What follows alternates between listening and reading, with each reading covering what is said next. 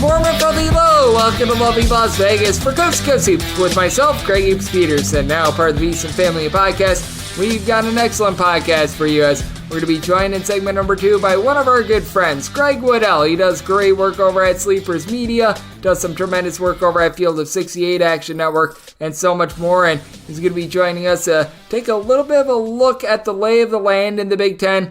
The team outside of Purdue that might be able to make a little bit of noise on the national landscape, and a team that will be in action on Friday. We're going to be taking a look at the overall outlook of the conference. Going to be diving into a few games that we've got for Friday as well, and a few teams that he's a bit bullish and a bit bearish on as well. So we're going to have a great chat with Greg in segment number 2. In the final segment, going to give you guys picks and analysis on every game on the betting board for this college basketball Friday as we hit some bank shots. If you have a question, comment, segment idea, what have you for this podcast, do have one of two ways we offer those in. First one is my Twitter/X timeline at GN_D1. Keep in mind, letters CM, they mean does not matter. As per usual, please do send these into the timeline. Other ways, find an Apple Podcast review. If you rate this podcast 5 stars, it is very much appreciated. And then from there, you're able to fire in whatever you'd like to hear on this podcast via that 5-star review. And I'll probably be taking just a ton of time to answer any questions that you guys have over the weekend because we're going to have a very big shortage of college basketball action when it comes to Christmas. And by the way, Merry Christmas. I'm going to try to give our regular guests a little bit more of a break as well. I'm going to make sure that I'm not recording any guest interviews on Christmas Eve/Christmas Day. You might hear a few pre-recorded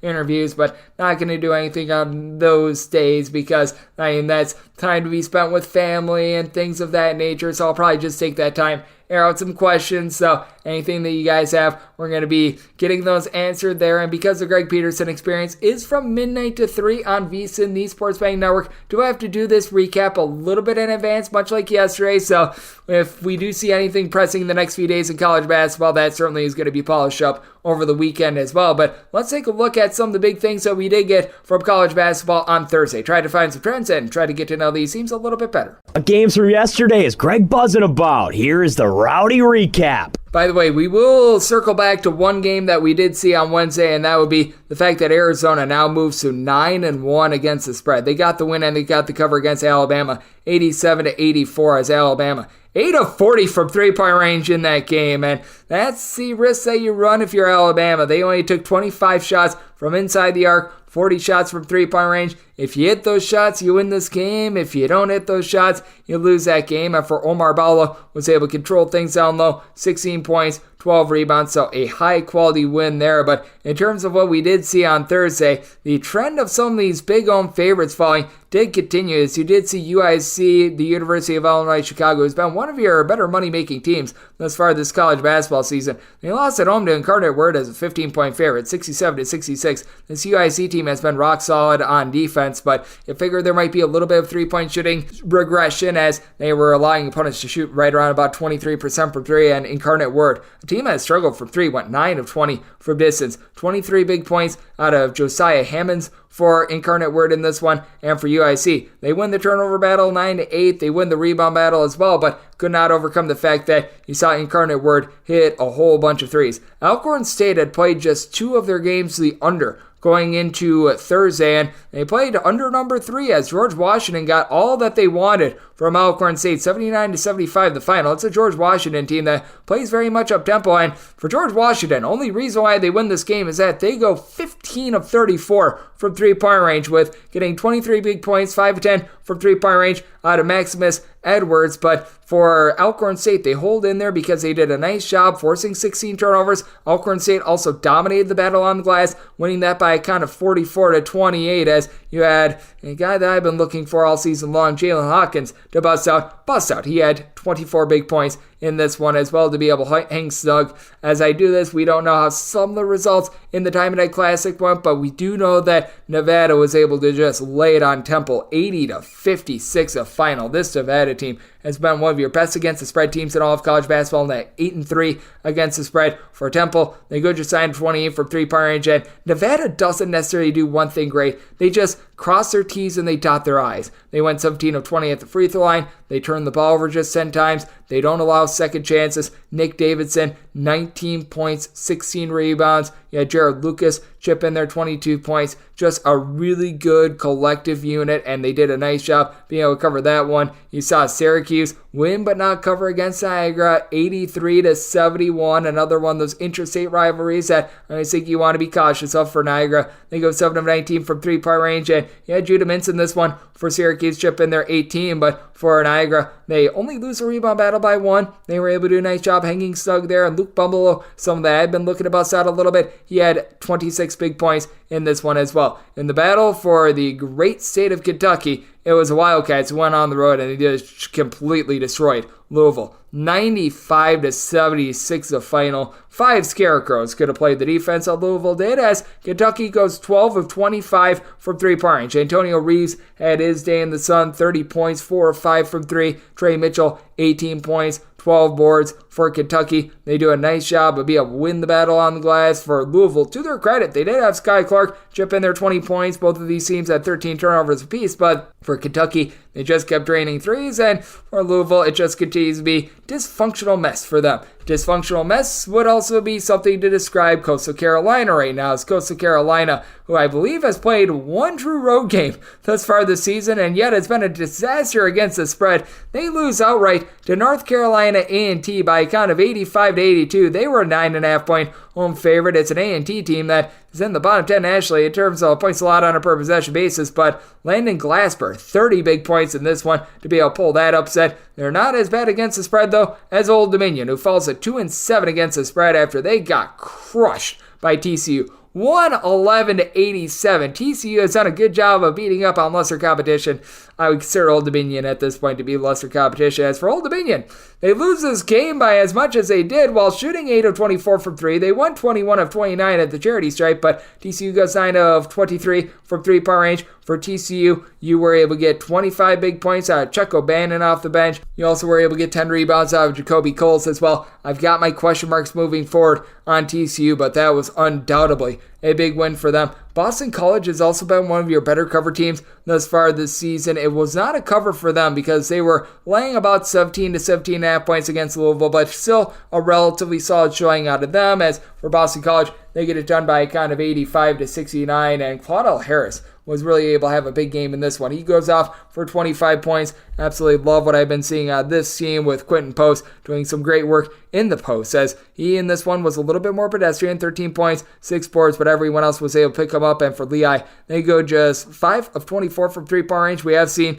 this Lehigh team be able to cover some bigger numbers. They're not quite on par with a team I was describing before in Nevada, who's currently went 8-3 against the spread. They've been absolutely incredible with that regard, but Lehigh, even though they were a little bit suspect from three-point range, they were able to get within the number in this one as well. And another team has been doing a really good job of being able to get within the number. That would be Old Radford out there in the Big South. They now find themselves as a 10-2 team against the spread. I believe that is the third best cover rate in all of college basketball. They were not in action on Thursday, but on Wednesday they pulled off the outright win against West Virginia to circle back to that 66-65. This has been a big time money maker for you all season long, so that has been interesting to take a look at. But when it's been the best cover team in all of college basketball has actually been Minnesota, and they got yet another cover on Thursday. They take down Ball State by a count of 80-63. For Ball State, it looked like they had a chance to be able to cover this game late, but they scored 3 points in the final north of 4.5 minutes. As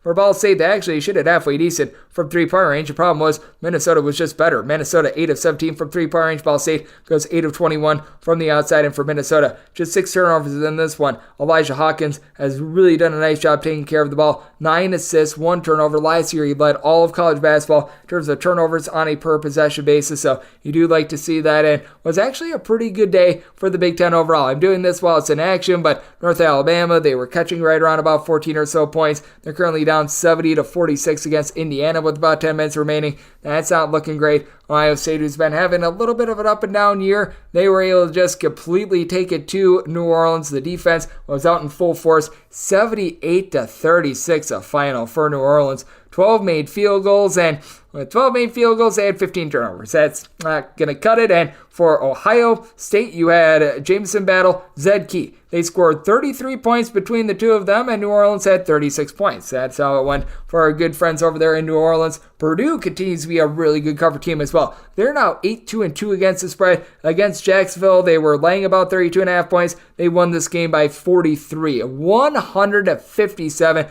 Jacksonville just not the same defensive team that they were a few seasons ago, by the way. But how about this Purdue team being able to get it done with Braden Smith and Fletcher Lawyer only scoring combined 8 points? They were able to put in the backups like Miles Colvin, Mason Gillis and company for a lot of time in this one. Zach Edey, 18 points, 8 rebounds in 24 minutes. They really didn't need their starters too much in this one. They just completely blew past Jacksonville. Michigan State, they completely blew past Stony Brook, 99-55. It's a Michigan State team that is all of a sudden back to 500 against the spread. 6-6 against the spread while being just 7-5 straight up. Stony Brook, they went 6 of 31 from three-point range. I think at some point they got down 50 points in this one, so that was just a complete and utter dismantling, and a Michigan State team has been off to a rather rough start to the season. That was a big result for them. It looks like Houston is going to be able to cover the big number against Texas State as well. I keep saying it, Houston, when they're laying these big numbers of north of 25, they're so good. I'm doing this with about 3 minutes remaining. Houston is currently up 68-35 as I record this. Texas State has 12 made field goals with 25 turnovers. I mean, that is just the power of this Houston Cougars team. And then you've got Jamal Shedd. He doesn't necessarily give you a lot of scoring. As I do this, he had about 11 points, but he gives you a few steals. He gives you a few rebounds, few assists. Absolutely love his game. Now, we do want to see Houston challenge themselves a little bit more. They've been playing a little bit of a cream puff schedule, but right now they're looking pretty good. And right now this team is looking good. We don't know how this second half is going to go, but Oregon at the half was up on Kent State by a count of 45-29, despite Kent State going 5 of 9 from three-point range. And the big reason why Oregon has been able to win the turnover battle by a count of 8-4, even with Oregon deal with the injuries to N'Faly Dante, dealing with having Nate Biddle being out the fold. They have found a way to be able to win the rebound battle in the first half. KJ Evans seems to be coming into his own, and Cario Quendo off the bench, 13 points in that first half. So very encouraging signs there. And then in terms of another interesting result that we did see from this college basketball Thursday, how about Iowa State? They were laying about 31.5 points, and they just barely get the job done against Eastern Illinois. Iowa State, when laying at least 30 points, I believe they have covered every one of those numbers. If you break it down to 25, I think that they have as well, but they're now 8-3 against the spread. They take down Eastern Illinois by a count of 80-48. This Iowa State team, a top 10 team in the country in terms of points allowed on a per possession basis, but this year they've got Taymon Lipsby as well, chipping in there some offense. 16 points, 7 assists, 6 rebounds. Absolutely love what I'm seeing out of this team, as that was just a complete and utter dismantling and a butt kicking. And then how about this one? Army as an underdog, 63-53 over a UTSA team that has been playing super duper up tempo. They're able to get a very nice win there, so yay verily on that one. And then Colorado, they looked very impressive against Utah Tech, 98-71 the final. As for Colorado, it has been a little bit of an up and down season for them against the spread wise. Straight up, they've been a little bit more secure, but for Colorado, they were able to do a nice job going 9 of 18 from three-point range. KJ Simpson, Luke O'Brien, they were able to combine for 41 big points in this one. And for Colorado, every single one of their starters, they were able to reach double figures as well. And then we've got a team that has been a little bit rough against the spread thus far this season in Buffalo, but they were able to give a bit of a spirited effort against the Richmond Itsy Bitsy Spiders. For Buffalo, they are now 4-6 against the spread as they lose to Richmond 72-66. It's been a rough year for Buffalo. They're 1-10 straight up, and they went just 7 of 37 from three-point range, but they get back Isaiah Adams, 19 points. That should be a big add for them moving forward, and that should be a nice mark for them just as they're looking to be able to persevere what is going to be a very difficult college basketball season for them with being in quite a bit of transition. And then we did see Texas Tech win but not cover against UT Arlington 77-66. As for Texas Tech, do expect the defense to be able to tighten up just a little bit more moving forward. As for Texas Tech under the tutelage of Grant McCasland, it has been a little bit all over the place. This was a sloppy game with 17 turnovers apiece, but Joe Toussaint, 19 points, 6 rebounds. Line was more in that neighborhood, about 13 or so they were unable to cover that one. And hey, early game of the day, I laid it with Sacred Heart, and they were able to get it done 67-57. You always feel good when you're able to get the first cover of the day, and that was what was happening for us. And currently, as I record this, Georgia Tech up on UMass 37-31 at the half. That is going to be a result I try to get you tomorrow on the podcast, as I do have to do this a little bit in advance. But if you are looking at some of the trends that we're seeing in college basketball overall for the season, things have still been a little bit overwhelming. 940 overs to 913 unders, but you're going to find out in a second that the last 7 days we have been seeing a nice surge on unders. Home underdogs overall for the season, 214, 208, and 10 against the spread, but they've been having a nice charge as well. And underdogs now hitting at about 50.4% overall for the season, 929, 916, and 28 against the spread. But if you look at the last 7 days in college basketball, home underdogs starting to dry up a little bit more at 30, 29, and 3 against the spread, but over the last 2 weeks, they're hitting at more like 55%, and over the last 7 days, unders hitting at 52.3%, 135 unders, 123 overs. You've had a few pushes along the way, and for underdogs, hitting at 53.9% over the last 7 days, with a few results pending for Thursday, 139, 119, and 7 against the spread. So that's what we're seeing in college basketball right now, and that's what we all got on Thursday. Now let's take a look at some of Friday's games. Let's take a look at the Big Ten and so much more with Greg Waddell of Sleepers Media on the flip side here on Coast to Coast Hoops with myself, Greg Peterson, now a part of the BC Family Podcast. Sports Betting Innovative Analytics has taken the guesswork and emotion out of sports betting to bring you an innovative and trustworthy resource to enhance your journey to becoming a winning player. With industry-leading money-back guarantee options backed by their sophisticated modeling, they want to introduce you to a system that's not widely seen or available to help you beat the bookmaker. Specializing in NBA, college basketball, and WNBA, your first week is always free. Get started at SBIA1.com today. And we're back here in lovely Las Vegas for Coast to Coast Hoops with myself, Greg Peterson, now part of the VC Family Podcast, and it is great to be joined by this man as Greg Waddell. He does absolutely amazing work over at the Field of 68, does an incredible job taking a look at this great game of college basketball as well over there at Action Network and Sleepers Media. He is one half of Sleepers Media with another one of our good friends, Carter Elliott. He's a man that has been to every single arena in the Big Ten, does a tremendous job of taking a look at all these teams that we all know and love. And you're able to follow him on Twitter/X over at GWizzy, the number 12 altogether. And Greg, it's always nice to have another Greg aboard and another Greg from the Midwest. So always a pleasure, my friend. Thank you. Absolutely, Greg. It's a pleasure to be here. I'm in the holiday spirit, as I'm sure you and all your listeners are as well. Let's have some fun tonight. Yes, sir. Let us have some fun with it. And let's take a look at what we are currently getting in the Big Ten, because it's what we expected at the top. We all thought that Purdue was going to be that number one team, and shock, surprise, surprise, here they are. Despite that loss against Northwestern, I don't think that there's any debate there.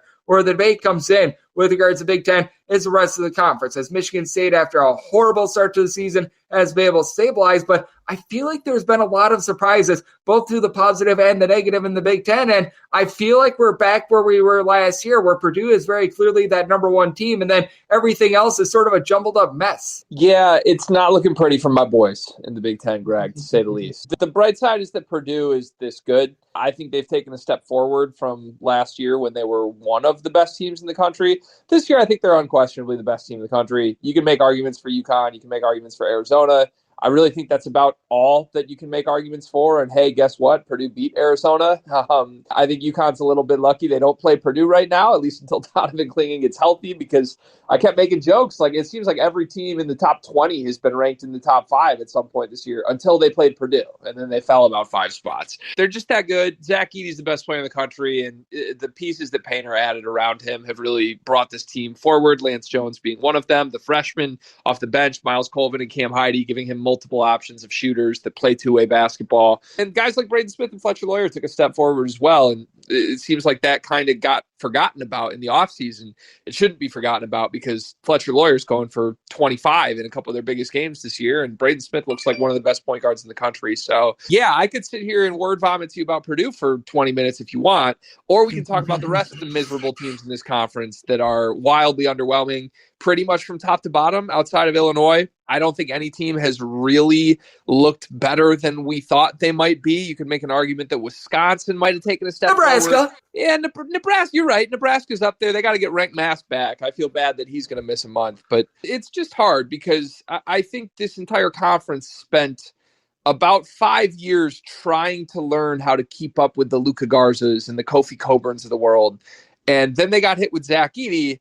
And then they all realize there's no way they can keep up with a guy like that. And it seems like a lot of coaches are going through transitional periods trying to figure out what they want to do in this transfer portal era. And they're just behind some of the other major conferences. So luckily, Purdue is good enough that it can cover up a lot of the weaknesses of this league. Yeah, Purdue has been a nice deodorant to the stink that has been most of the other teams in the Big Ten. But I'm so glad that you mentioned Illinois as well, as Greg Waddell does great work over at Sleepers Media, Field of 68, and so much more, joining me on Coast to Coast Hoops, because Illinois, I really do feel like, has been the best team at being able to adapt and sort of be, for lack of a better term, mobile in the Big Ten. Because what I like about Illinois, you can love or hate the coaching style of Brad Underwood and the way that he screams at guys on the floor. He actually curtails his team to what he has. Like when Kofi Cockburn was in the fold, they played a little bit more packed line. They played more slowly. Now this year, they're willing to let it fly a little bit more. They've been more of a defense-oriented team. Every single year, you get a little bit of something different with Illinois, and I do think that it's a big measuring stick game for them in the border war against Missouri on Friday, because we were alluding to it. Outside of Purdue in the Big Ten, there's been a lot of disappointments, but Illinois has been that one team other than Purdue that has looked relatively solid. And Illinois, out of all these teams not named Purdue, I think has the best chance of being able to make some noise on the national landscape, because they aren't that team that, for lack of a better term, handcuffs themselves to one style, and that they are willing to adapt on the fly. Yeah, you're right. They're versatile. I think they have more depth than any team in the conference. That includes Purdue, and I think Purdue's as deep as you can get for the most part. But Illinois' got really a roster full of guys that belong in a rotation on a good high major team. And Brad Underwood has his hands full trying to make sure he caters to all of them, because he's got some talented freshmen that really haven't played a lot of minutes this year. And by all accounts, he's doing a good job of keeping everybody happy, which was an issue last year when that locker room really tore itself apart. I think he brought in some more mature guys in the offseason. I think Marcus Damask being one, Quincy Guerrier being another. Guys who really have been around the block in college basketball, have played roles of various sizes on different teams, and all they really want to do before they're done in this sport is win.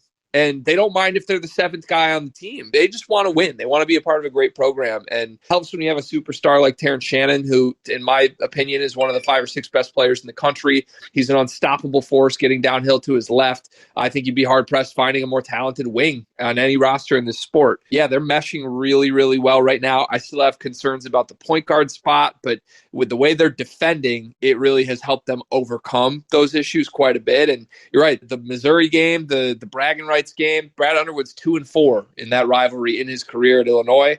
That's shocking, because I think Illinois has had better rosters than Missouri about every single year that he's been there. This is one that he definitely needs to circle, and they need to make a statement in. Yep, I think so as well. And I do actually like Illinois to be able to pull it out as well, with them being a 6.5-point favorite. I think that might be going a little bit far, because this is a game that is going to be played at the Enterprise Center. That's out there in St. Louis, so that's going to be a little bit tough as well. So I think the numbers went too far, but I do think that they should be able to get a straight-up win there. And Greg, when it comes to the Big Ten, we are actually going to see some interesting teams in action on Friday. We were just alluding to Illinois versus Missouri, but I think that this is a big game as well, with Maryland going on the road against UCLA as about a 4-point underdog. And this is a UCLA team that they're about as desperate as Maryland for a win as well. They lose at home to CSUN. For Maryland, it has been an all-over-the-place season for them as well. And I feel like these teams are sort of cut from the same cloth, in that both of these teams are in power conferences. Both of these teams are just fine on defense, but both of these teams have found zero offense at all. So it's a good old case of something's got to give, in my opinion. Yeah, I was going to say, if by same cloth, you just bad. I wholeheartly agree. I think these sad on offense, yes. I think these two teams have serious issues that don't look like they're going anywhere this season. And I would say that I think Maryland's are more surprising. Now, UCLA has talent, don't get me wrong, but they are a team that is built on youth. They are a team that is built on international players. There's nothing wrong with doing that. But a lot of these guys, I don't really think have their sights on playing college basketball much. I think these are guys who are viewing this as a quick stop on route to the NBA. The problem is these guys aren't even top 10 pick guys, really, other than maybe a Mara, who has left a lot to be desired as far as production goes. It's tough. I think this is Mick Cronin's toughest roster he's built for himself to have to figure out how to win with. And, they've been competitive. They were competitive in the Maui Invitational games, but they look just a couple steps behind where they were in November, where they are now. Maryland, on the other hand, looks really mediocre on the offensive end from the moment the season started. And it doesn't make a ton of sense because, for the most part, this is the same team they had last year that looked much better on that end, minus Hakeem Hart, who was certainly an important floor spacer type role. But they're getting bit because Deshaun Harris-Smith just is not as good as they hoped he would be, coming in immediately as a true freshman at the shooting guard spot. Jamie Kaiser was a guy who got a lot of praise in the offseason for being an instant impact type. It hasn't come to fruition, and that leaves them with Jahmir Young needing to do a little more than I think he's comfortable doing. He's still a very talented player, but he's never been the most efficient guy, certainly not in his tenure at Maryland. So, it's kind of the battle of two unstoppable forces of offensive mediocrity. I'll take the team that's a little more experienced on the road here if you're going to press me into a pick, which honestly you're not even doing. I'm just handing over to you. So give me the Terps barely. I don't feel good about that at all, though, Greg. Yeah, I think that this is a game that even though the total is set at 128, we could very easily see an under here because neither of these teams are playing with any sort of tempo. Both of these defenses have been just fine. Both of these offenses have been rough. So I think that is going to be your nice eyesore of the night. As Greg Waddell, who does great work over at Sleepers Media, he is joining me on Coast to Coast Hoops. And Greg, when it comes to the landscape of college basketball, we're about a month and a half through the season, and I just want to get your thoughts on a few teams. They could be from the Big Ten, they could be from other conferences that have really been standing out to the positive and the negative, because certainly when we were looking at night number one, everyone was reacting to James Madison, that upset against Michigan State, but I think they've done more than enough to prove that was not the world's worst loss that Michigan State took. Been thoroughly impressed by them. I've also been quite impressed by Memphis a little bit recently as well. And then in terms of disappointments, I feel like there's a few obvious ones with like St. Mary's and company, but were a few that stand out to you that when you just take a look at the landscape of college basketball, you're just expecting a little bit more or a little bit less coming into the season? Yeah, I'll give you a strange shout for sure. I guess I shouldn't say strange, but maybe not what people would expect from me being a high major lover. I know people have thrown jabs at me on that. I think New Mexico's been great. I liked New Mexico last season. They were the last team to lose a game in college basketball last year. It's not a shocker that they had a good non-conference run through December, but I think this year is something they can translate throughout conference play in a way they didn't last year. They really haven't even had their full arsenal until real recently. I mean, they were without Jalen House to start the year. They've had other guys in and out in that backcourt. When they have all three of House and Dent and Jamal Mashburn Jr., you are hard-pressed to find a more talented backcourt at any level in this sport. And I love watching them. I think they're really fun to just watch from a viewership standpoint. And I think they're explosive enough to make a really, really deep run if they can get to the NCAA tournament. So I've been pleasantly surprised that they got back to the level they did from last year's non-conference again this year. And like I said, I think it could be a bit more sustainable. As far as disappointments go, it's hard because in Big Ten land, it seems like every single team could qualify for this. I think St. Mary's has to be the biggest one from a national standpoint. I really thought they were the best team in this conference coming into the season. And a lot of their issues don't make a ton of sense to me, to be honest. There's some teams you point to, you're like, oh, it makes sense that Michigan State's struggling to shoot the ball because they replaced Joey Hauser with guys who can't shoot. With St. Mary's, it's like, this is really the same core from last year's team that I thought was awesome down the stretch. And, they just look like a totally different unit. They don't look like they trust themselves. I know they've started to turn things around a little bit of late, but to me, I know I'm going kind of mid-majory and I'm going West Coast with both of these, but those would be the two that jump out. Yeah, those really do jump out. Michigan State, I do think that they're doing for a little bit of positivity in terms of their outside shooting, and perhaps the game against Stony Brook where they got up 71-29 about 30 minutes through the game is going to be perhaps that launching point for them. I don't think that they're as bad as the team that was shooting sub 30% from three going into the year against Baylor, and at the same time, I don't feel like they're as good as a team that was third in all of college basketball in three-point shooting last year as well. And how do you sort of gauge that? Because I think Michigan State is a prime example for us as bettors as taking a look at teams where you're able to find a good buy low spot on them. Like I felt like going into that game against Baylor. It was a good buy low spot on Michigan State because I knew that they just weren't as bad as they had shown. And at the same time, you've got some teams that are playing out of their mind and you're thinking, man, there should be some regression coming there. How do you sort of gauge that? Because I think that this time of year is very good for looking at some of those spots and being able to make some money off of it. Yeah, in hindsight, the Baylor one was a really good spot, especially because I think as quote-unquote undervalued as Michigan State might have been, I think Baylor was the opposite. I think they were overvalued coming into that game. And, they started the season undefeated, I believe, through their first 8 or 9 games, and it looked like the best offense in the country. They're still extremely potent on that side, a very talented unit, of course. But outside of their opening day win against Auburn, Baylor had really beaten up on some teams that just don't have a lot of firepower, are not the toughest defensively. Looking back, you always wish you could have seen it coming, but that was certainly a game that makes sense looking back on it, where a desperate Michigan State team in a big neutral site game in the state of Michigan was able to get everything to click against a team that felt like they were on top of the world and undefeated and hadn't missed a shot in 2 months. But I think specific to Michigan State, I think a lot of their issues, while not as bad as they may have looked in the first month, are things that will plague them throughout the season. Like, I do think this team is low on shooting. I think this team is not the most physical Tom Izzo team we've ever seen. They really don't have a low post scorer. They really aren't comfortable with who they want to play in the post. And, they've got really talented freshmen. That was a big part of the projection of why they were a preseason top 5 team in the country. But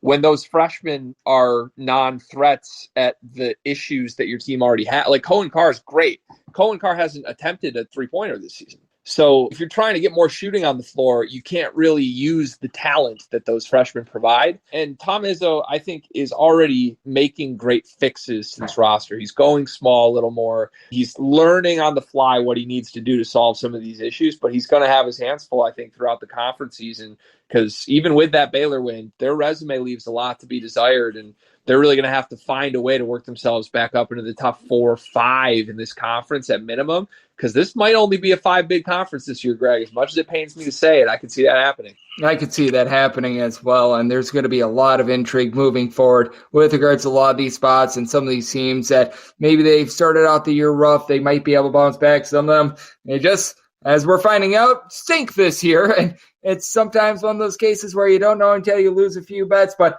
all about learning and growing from it. And Greg, we do have an interesting day of college basketball on Friday. Friday is really our last big day before Christmas. I have a few games on Saturday, but certainly a diminished Saturday card this week. But is there any other games that you have starred? Maybe it's one that you're going to be betting, or maybe it's a game that you don't have a bet on at all that you're just excited to see that you're really going to be watching for on this Friday. Yeah, I think Kansas-Yale is probably the one we haven't talked about. Obviously, Missouri-Illinois, I think, is the most exciting game on the slate. But Kansas and Yale, to me, is one that I've sort of circled because I keep waiting for Kansas to have a moment where on a national stage, they kind of have a letdown spot. And I know not everybody's going to be dialed into Kansas-Yale, but that would be a game where if the result went the wrong way, everybody notices. They got scared. They got taken to the wire against Eastern Illinois about a month ago in Allen Fieldhouse. They ended up winning the game. They pulled away 1 by 6 or 8, I think. And that was a game that was tied with 4 minutes left. And it seemed like everybody shrugged it off. It was like, oh, this isn't too concerning. It's fine.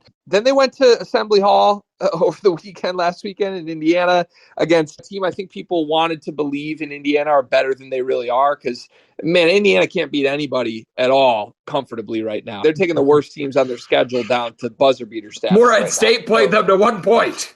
It's scary, man. It's scary. They are just a bad basketball team. And look, that team was smoking Kansas at halftime through 20 minutes. So as much as Kansas's record doesn't show it, there's a reason that their metrics have kind of been going south while the record has been going north. And I think Yale actually is a team that has enough skill to hang with them. If Kansas has a cold shooting night at home, this could be a more complicated game than people realize. So I'm going to have at least one eye on that one while I'm watching the bragging rights game. Yeah, but I'm with you. I'm for Indiana.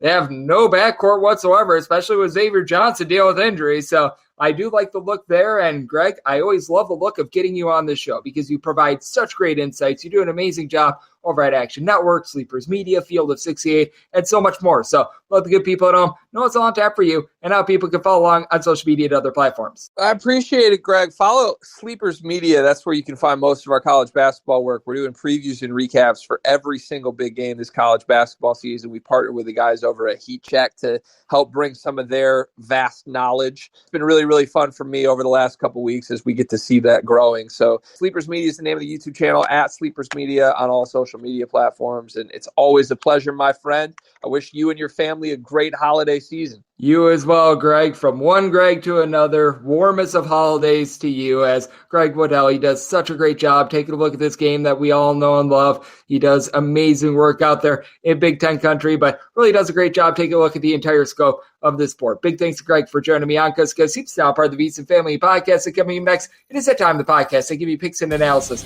on every game on the betting board for this College Basketball Friday as we hit some big shots.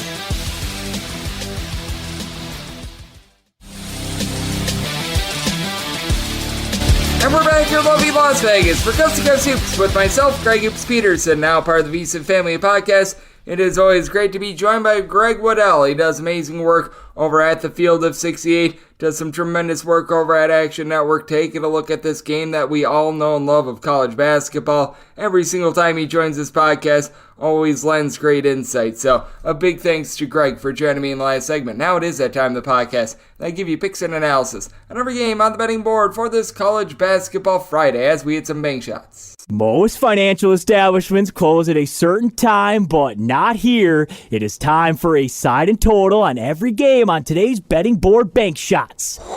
Do note that as per usual, any changes are made to these plays will be listed up on my Twitter/X feed at GNN_81, and we are going to be going in the Las Vegas rotation order. This is where we go with the games with 3 digits on the rotation first, and then those games on the extra board, that would be the MEAC, the SWAC, the Atlantic 10, the Northeast Conference, the Patriot League, the Big South, the Southland. Those are going to be the games at the bottom. So let's get things started with 841, 842 on the betting board. It is Chattanooga. They're facing off against UW-Milwaukee, and UW-Milwaukee opens up as a 1.5 point underdog. They're now a 3.5 point underdog. Your total on this game is between 151.5 and 152.5. Do agree with the move. I'm willing to lay up to 3.5 with Chattanooga. I did set them as a 4-point favorite, so would not want to be going any further than where we're at right now, but I'm willing to lay that 3.5 despite the line move. Got a UW-Milwaukee team that has been dealing with an injury to their top scorer in BJ Freeman, who really is the heart and soul of this team. For Freeman, when he is out there, he's able to give you darn near about 20-plus points per contest. He's been able to do a nice job doling out the ball. He's been the top rebounder for this team thus far this season, and it's not been seen in darn near a month. That is not great to say the least, and got nobody behind him, despite the fact that he's been out the last 5 games, that for the season is averaging more than 9 points per game. Nobody is averaging more than 4.6 rebounds per game. Got a few guys like Marquise Browning, along with Mr. Pullian, as you've got Kentrell Pullian, both giving you about 2.5 assists per game, but that's about it. You don't have anyone else that's north of 6 points per game that's also shooting north of 33% from 3. Team as a collective shooting 30.5% from distance. It is a Chattanooga team that's well outside the top 200 in terms of points allowed on a per possession basis, but they can keep up with these guys, and they're going to have by far the best rebounder in this game. That'd be Sam Alexis. He's been able to give you 11.5 points, 10.5 rebounds per game. They have been dealing with some guys being in and out of the fold, but they were one of the beneficiaries of those 2-time transfers that were being denied eligibility. Getting eligible, Trey Bonham, who spent last year at Florida after he was playing for Dan Earl 2 seasons ago at VMI. He's good to go. He scored 29 points in the first 2 games of the campaign. He should be able to help this team out in terms of 3-point shooting. As a career, about 37% 3-point shooter. He was playing with Hunter Huff over at VMI a few seasons ago. The top scorer has been able to give you about 3.5 assists, logging about 16.5 points per game. So I do think that the Chattanooga offense, which has been relatively solid but hasn't necessarily been supreme, I think that they're going to get a little bit more supreme. Got a UW-Milwaukee team that's really had to slow down their tempo with all the injuries this far this season. Last year, they were playing right around 75.5 possessions per game. It's more like 69.5 possessions per game. this season, yet they're still not executing on defense, well outside the top 225 in terms of points allowed on a per possession basis, giving up the arc, not hitting the glass. You got a Chattanooga team that's pretty controlled themselves, 220th in the country in terms of total possessions per game, which is why I did set my total at a 146. I just don't think that UW Green Bay does their part in terms of being able to put points up on the board. You've got a Chattanooga team has given up 72 points or fewer in each of their last 3 games. You've got a UW Milwaukee team that has really had a struggle to be able to score, as they have now scored 71 points or fewer in every single game this far this month. Without BJ Freeman, they have broken the 71-point plateau once. So did set my total 146, also a earlier game. This is 1 o'clock p.m. Central, so diving in on the under, and Chattanooga willing to lay up to 3.5 with them. 843, 844 on the betting board. Tulane plays those to George Mason, and George Mason is an underdog of 3.5 to 4.5 points. Your total is between 158 and 159. With this total, I did set it at 153.5. Got a Tulane team that led all of college basketball last year in terms of total possessions per game, and does not appear as though they're going to be bumping down the tempo this season, but you do have a George Mason team that certainly is. George Mason, a bottom 25 team in the country in terms of total possessions per game, so this is a good old situation of something's got to give. You've got one uber fast team, you've got one uber slow team, and typically I do think that it's a little bit easier to slow a team down than it is to speed one up. Now, I don't think that George Mason is going to be able to go out there and have Tulane playing at like a Virginia-style speed or anything like that. As George Mason, they do give it up from three-point range. They're about 246th in all of college basketball in terms of opponents' three-point shooting percentage. So that is a little bit of an issue on Tulane. When they are out there, they are allowing opponents to shoot north of 34.5% from 3 as well. So you do have a pair of teams that should be able to sink some threes, but I just don't think you get enough possessions in this game. I'm going to be willing to dive in on the under, and even though George Mason has been getting cooked from three-point range, overall it is a team that does rank in the top 110 in terms of points allowed on a per possession basis. George Mason has been able to do a relatively solid job by committee of rebounding, as you've got two guys in Amari Kelly along Keyshawn Hall, who have been able to combine for about 16.5 rebounds per game. Hall comes in from UNLV and has done a nice job packing in their 16.5 points per game. George Mason is able to stay relatively controlled because they shoot it well from 3 at about 37.5% from 3. They don't get too out of sorts with the ball, about 11.8 turnovers per game. As Ronald Polite, he's not an amazing scorer, but does a nice job as just a facilitator in the backcourt with about 7.5 points, just under 3 assists per game. And for Tulane, this team has been looking to bump it up tempo with having so much versatility, but they do have a little bit of a lack of depth as well. They only play 6 different guys for north of 12 minutes per game, so this is a bunch that has a little bit of an issue there, and they have been dealing with a little bit of an injury to Trey Williams as well. So that does cause for a team that didn't have a lot of depth to start with to have even more issues. I think that could slow them down a little bit. You've got Zion James and Kevin Cross, who are very versatile. For Kevin Cross, he's been amazing. 19 points, 8 boards. He's able to shoot 53% from three-point range, so he has been tremendous on that front. Meanwhile, you've got Zion James, who's able to give you multiple steals. He's shipping in there 14 points, worth of 5 boards per contest as well. But I do think that with George Mason having a little bit more depth with Tulane, now dealing with an injury or two, that is going to slow them down a little bit. Fully recognize that this is a Tulane team that has been able to put up points on everyone. This is a Tulane bunch that has been able to get to at least 76 points in every single game thus far this season. But you're staring at a George Mason team that has been able to do a really good job hunkering down with regards to their defense, as well as a George Mason bunch that they have allowed 71 points or fewer in all but 3 of their games thus far this season. I do think that in a tempo war with Tulane dealing with a few injuries, George Mason is going to be able to slow it down, though I do think that George Mason is going to have a tough time dealing with the versatility of Cross along with James. So I did set my line at 5.5 here. At 5 or less, I'm going to be willing to lay the number, but I do think that we get a little bit of a slower game. Set my total 153.5 going under, and going to be willing to lay with Tulane. 845, 846 on the betting board. It is Brown, and what can Brown do for you? Well, you need them to win by 2 touchdowns for them to make you money. They're anywhere between 13.5 to 14-point favorites against Siena. Total on this game is anywhere between 131.5 and 132.5, and I actually agree with this. I set Brown as a 16-point favorite. I'm going to be willing to lay the number. And for Siena, they now have their top scorer, Michael Ealy, back in the fold, and they still suck. I mean, it's been really bad for the Siena team. A bottom 25 team in the country in terms of points scored and points allowed on a per possession basis. Ely has only been out there for 5 games, and I mean, he's really your top guy. He gives you about 12 points, 6 rebounds per game, but you can tell that he hasn't necessarily been himself last 2 games that he has been out there. And I mean, in the 2 games that he's been fully back for, I don't count the game against Ryder where he only played 2 minutes, but I mean, they lost both of those games by north of 20 points, and the defense has been all sorts of terrible. Siena is not an up-tempo team, and yet they turn the ball over 16 times per contest. They're shooting as a collective 24.8% from three-point range. You've only got one guy on the roster that's currently shooting north of 33% from three, and that would be newly acquired Sean Gordon. He's another one of those two-time transfers that is now eligible. Began his career in Missouri, was over at Austin P. He did have 23 points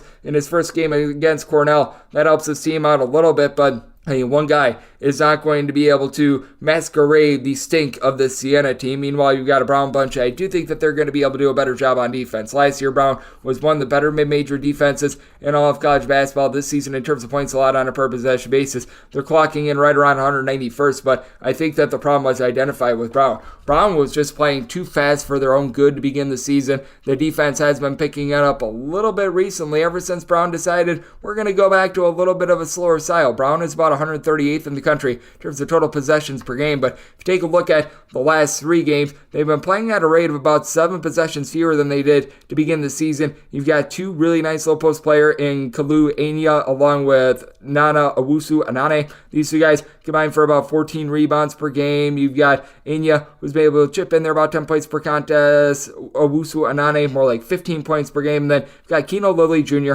who each out the last 2 years has shot north of 39.5% from 3 this year, shooting just 34.5% from 3, but it's logging 18 points, 3.5 assists per game for a Brown team that does need to take a little bit better care of the ball, about 13.5 turnovers per game. The good news for them, they go up against a Siena team that they have not been forcing a lot of turnovers. They only generate about 5 steals per game, and for Brown, the defense has been better recently. They have now given up 74 points or fewer in each of their last 4 games since the slowdown, fewer than 70 points in 3 of them. The problem has been the offense, where this Brown bunch, 67 points or fewer in each of their last 4 games, so that's been a little bit rough for them. I do think that we're going to be able to see a little bit of a bounce back for this Brown team against a Siena team that just flat out has been getting cooked. With Siena, you don't have anyone on the roster that gives you really north of 6 rebounds per game, so the Twin Towers down low for Brown should be able to win out against a Siena team that is currently 329th in the country in terms of points allowed on a per possession basis. I did set my total at 134. I just don't know if Siena's going to be able to do their part on defense to be able to keep this one under, as I do think that Brown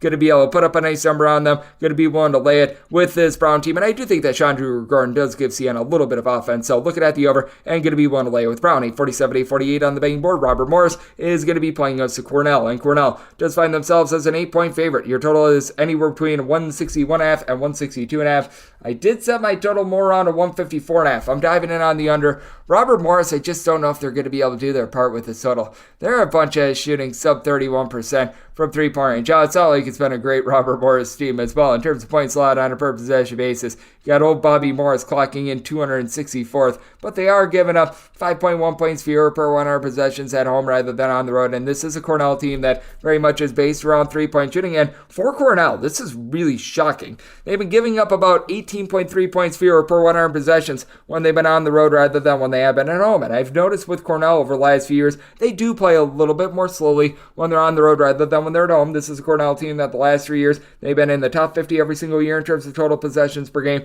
They're back there this year, and you've got a whole is greater than sum of its parts approach. You've got 5 separate guys for Cornell averaging between 9.8 and 11.9 points per game. They put up nearly 85 points per game, with nobody averaging more than 12, and that guy that is averaging the 11.9 is Cooper Norad. He's been able to shoot about 47.5% from 3-point range for a core that does shoot about 34.9% from 3. Sometimes Cornell gets a little bit too fast for their own good. They do turn the ball over darn near 15 times per game. Good news for them. They get to go up against a Robert Morris team that has not been doing the world's greatest job of being able to generate turnovers, and for Robert Morris, they certainly have been having their doldrums in terms of offense. They've been able to get to 75 plus in now 3 of their last 4 games, but they played against a non-D1 team. They also played against St. Francis of Pennsylvania in that time span as well. And we have noticed the defense ticking up just a little bit for this team. It doesn't sound like a ton, but now for Robert Morris, they've been able to do a little bit of a better job, giving up 73 points or fewer in 4 out of their last 5 games. So we've seen a little bit of improvement there. It's a Robert Morris team that does have a bit from the outside as well, with Marquis Hastings shooting about 41% from 3, 8.5 boards,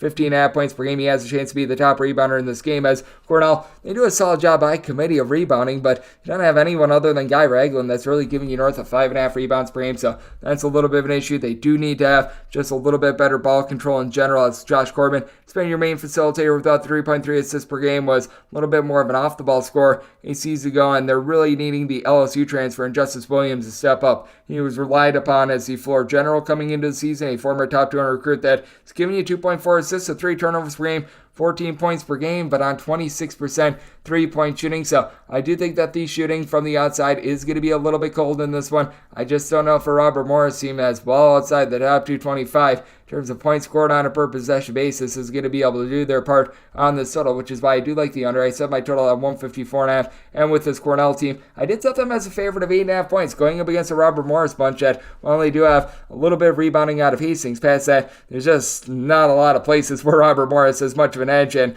home court advantage might be a little bit nullified in this spot as well with so many kids on break. So looking at the under and going to be willing to lay up to 8 with Cornell. 849, 850 is a DK Network right-up pick. UAB plays those to Drake. The Drake is a 3.5 to a 4-point favorite. Totals between 149.5 and 150.5. My write-up pick is going to be on UAB. This will probably come out earlier than when we do get money lines, but I personally do think that UAB pulls this one off outright on the money line with regards to write-up, just because it probably won't have a money line available. It'll just be the points of like 3.5 to 4 with UAB, but I like it regardless. Money line, points, what have you. I do think that UAB going to be able to get it done against a Drake team that they are allowing opponents to shoot 36% from three-point range when they are on the road. And for UAB, I expect a lot of positivity for this team from three-point range. Overall, for the season, they're shooting below 30% from three-point range. Overall, at 28.4%. That actually shrinks to more around 27.5% from distance when they're at home. And I do think that we're in for a bounce back for Eric Gaines. Eric Gaines last year shot 34.5% from 3 with 11.5 points, 4.3 assists per game. And I mean, the scoring and the assists have remained constant. He's actually generating about 2.8 steals per game, 13 points, 4.5 assists. Has only shot about 22% from three-point range. And I do think that that is something that is going to be able to rebound. Not saying that he's going to be like some sort of a 40+% three-point shooter, but I do think that you're doing for some positivity with this UAB team that's also been really unlucky with opponents' three-point shooting. Opponents at home against UAB are shooting north of 37% from 3. This for a team that under the tutelage of Andy Kennedy has never allowed opponents to shoot north of 32% from 3 against them when they are at home, so I do expect to bounce back there. I feel like they were starting to find a little bit more out of the North Alabama transfer, Daniel Ortiz, as well. 7+ points at each out of the last 5 games, double figures in 3 of them after he was a little bit of an afterthought to begin the season. That gives this team a little bit of offense, and for UAB, this team does a really good job of being able to get second chances. They rebound 34.4% of their misses as an offensive rebound, and they go up against a Drake team that only has 2 guys that are pulling in north of 3.8 rebounds per game. So I do think that Yaxel Lenborg, along with Javion Davis, who have been able to combine for 14.8 rebounds per game, win the day down low against a team that does have Darnell Brody, along with Tucker DeVries, who've done a nice job. They're combining about 14.5 rebounds per game as well, but it's not like it's a Drake team that goes in flamethrower mode from three-point range as well. They shoot about 33% from 3. To their credit, they do the little things well, only about 9.5 turnovers per game. They shoot 78% at the free throw line, and Aiton Wright has been Mr. Wright. He's been able to give the team 14.5 points on 35% three-point shooting, but it is a little bit of a top-heavy Drake team as well. You're wanting to see a little bit more out of Cooper Garland, along with Connor Enright. They've been able to give a little bit of facilitation with a combined 5 assists per game, but UAB, even if we don't see that shooting progression that I was expecting to see, they still find ways to be able to manufacture buckets, as this team is in the top 30 nationally in terms of free throws made on a per-possession basis as well. So I do think that UAB is going to be able to take control of this game, and with UAB, they've got a really nice home court advantage. I recognize that there's going to be some kids on break, but that said, I do think that UAB goes at home. They get a big win that they need. My DK Network write-up pick is going to be on UAB. I personally am going to be taking a look at the money line when this comes out. Probably not going to have money lines available, so it'll probably be just like the 3.5 to the 4 that we're seeing right now. So looking there, and with UAB, they're playing at more of a mid-tempo pace right now. Drake has been a top 75 team in terms of points allowed on a per-possession basis, and I do think that for UAB, their three-point shooting defense is going to improve in this one. So I did set my total 145, diving in on the under, and my write-up is going to be on UAB, whether that be with the points or on the money line. 851, 852 on the betting board. It is Montana State. And they're facing off against CS Northridge. And CSUN finds themselves as a 4 to a 4.5 point favorite. And your total on this game is anywhere between 143.5 and 144.5. I said CSUN as a 6 point favorite. I'm going to be willing to lay the number with Montana State. They do have a very versatile player in Robert Ford III, who has been able to do a really nice job. He stands just 6 feet tall, and yet he is the team's top rebounder. But that is a little bit of an issue that you do face with this team. Now, it's not like CSUN necessarily has like giants of the earth on their team or anything like that, but Ford, who's been able to give you 13.5 points, 8 boards, right around 3 assists per contest, while shooting 42.5% from 3. He has to be Mr. Do-It-All for this Montana State team, and he just doesn't have a lot of help around him. You've been able to get about 15.5 points per game out of Brian Garaki. He's been able to do a nice job of being able to chip in there a little bit of help for a Montana State team that they do shoot about 34% from 3. We've already seen this Montana State team go on the road and knock off Cal, and you do have a CSUN team that you do have to fear how they're going to be able to respond to prosperity. They go on the road, they knock off a down UCLA team, but they knock off UCLA. But I do feel like their big two is going to be able to dominate in this matchup. You've got Deshaun Allen Ikens along with Deontay Bostic, who have done a nice job combining for a little bit over 35 points per game. It's a CSUN team that's done a nice job of cranking up their tempo. Andy Newman, who comes in from Cal State Bernardino, he's done a really nice job of being able to get this team in the top 75 in terms of total possessions per game after they were a very slow team a season ago. Now, with Allen Ikens and Bostic, they do combine for about 6 turnovers per game as a team. They turned it over 15.5 times per contest, but they generate those turnovers as well. 8.7 steals per game. You've also been able to get some good contributions out of Keontae Jones, who has also went up from the non-D1 level, much like his coach in Newman, and has been a solid contributor. 13.5 points, 6.5 boards as a 6'6", very nice little bit of a combo player for Montana State. Outside of Ford, you do have to have a little bit of worry as to how this team is going to be able to perform on the glass, as nobody other than Garaki is giving you north of 3.3 rebounds per game. You don't have necessarily a lot of facilitation outside of Ford as well, which is a little bit of a worry mark. You've been able to get a little bit more out of Eddie Turner III, and Eddie Turner III was dealing with injuries while he was over at Columbia. He's dealt with some injuries this year as well. It seems like he should be good to go in this one as well. And when he's been out there on the floor, he's been able to give you 4 assists per game, but it's been very questionable when he has been out there. And in out of his last 3 games, 2 of them, he has had 4+ turnovers as well. So that's been a little bit of an issue. You've got some chemistry issues when it comes to the backcourt of Montana State. And for Montana State, to their credit, offense over the last 2 games has been much better, but to the deficit of this team, they have given up at least 75+ points in 4 out of their last 5 games. Meanwhile, for CSUN, they have been able to lock it down a little bit more on defense. They've now given up 75 points or fewer in each out of their last 6 games, so that's something that you're able to take note of, and it is a CSUN team that it doesn't sound like much for them giving up those points, but at the same time, they are quite an up-tempo team. Meanwhile, you've got a Montana State team that's a little bit more slow. This is a total that opened up at 142.5. I set mine at a 144, so you're at a 143.5. Still willing to go over. I would rather have the 143.5 over rather than the 144.5 under with the way that CSUN does play with regards to their style, so looking at the over, and with CSUN, even though it could be a little bit of a letdown spot, I'm still willing to trust them. I'm going to lay it with CSUN, and I'm going to be taking a look at this total over 853, 854 on the betting board. Murray State plays us to SMU.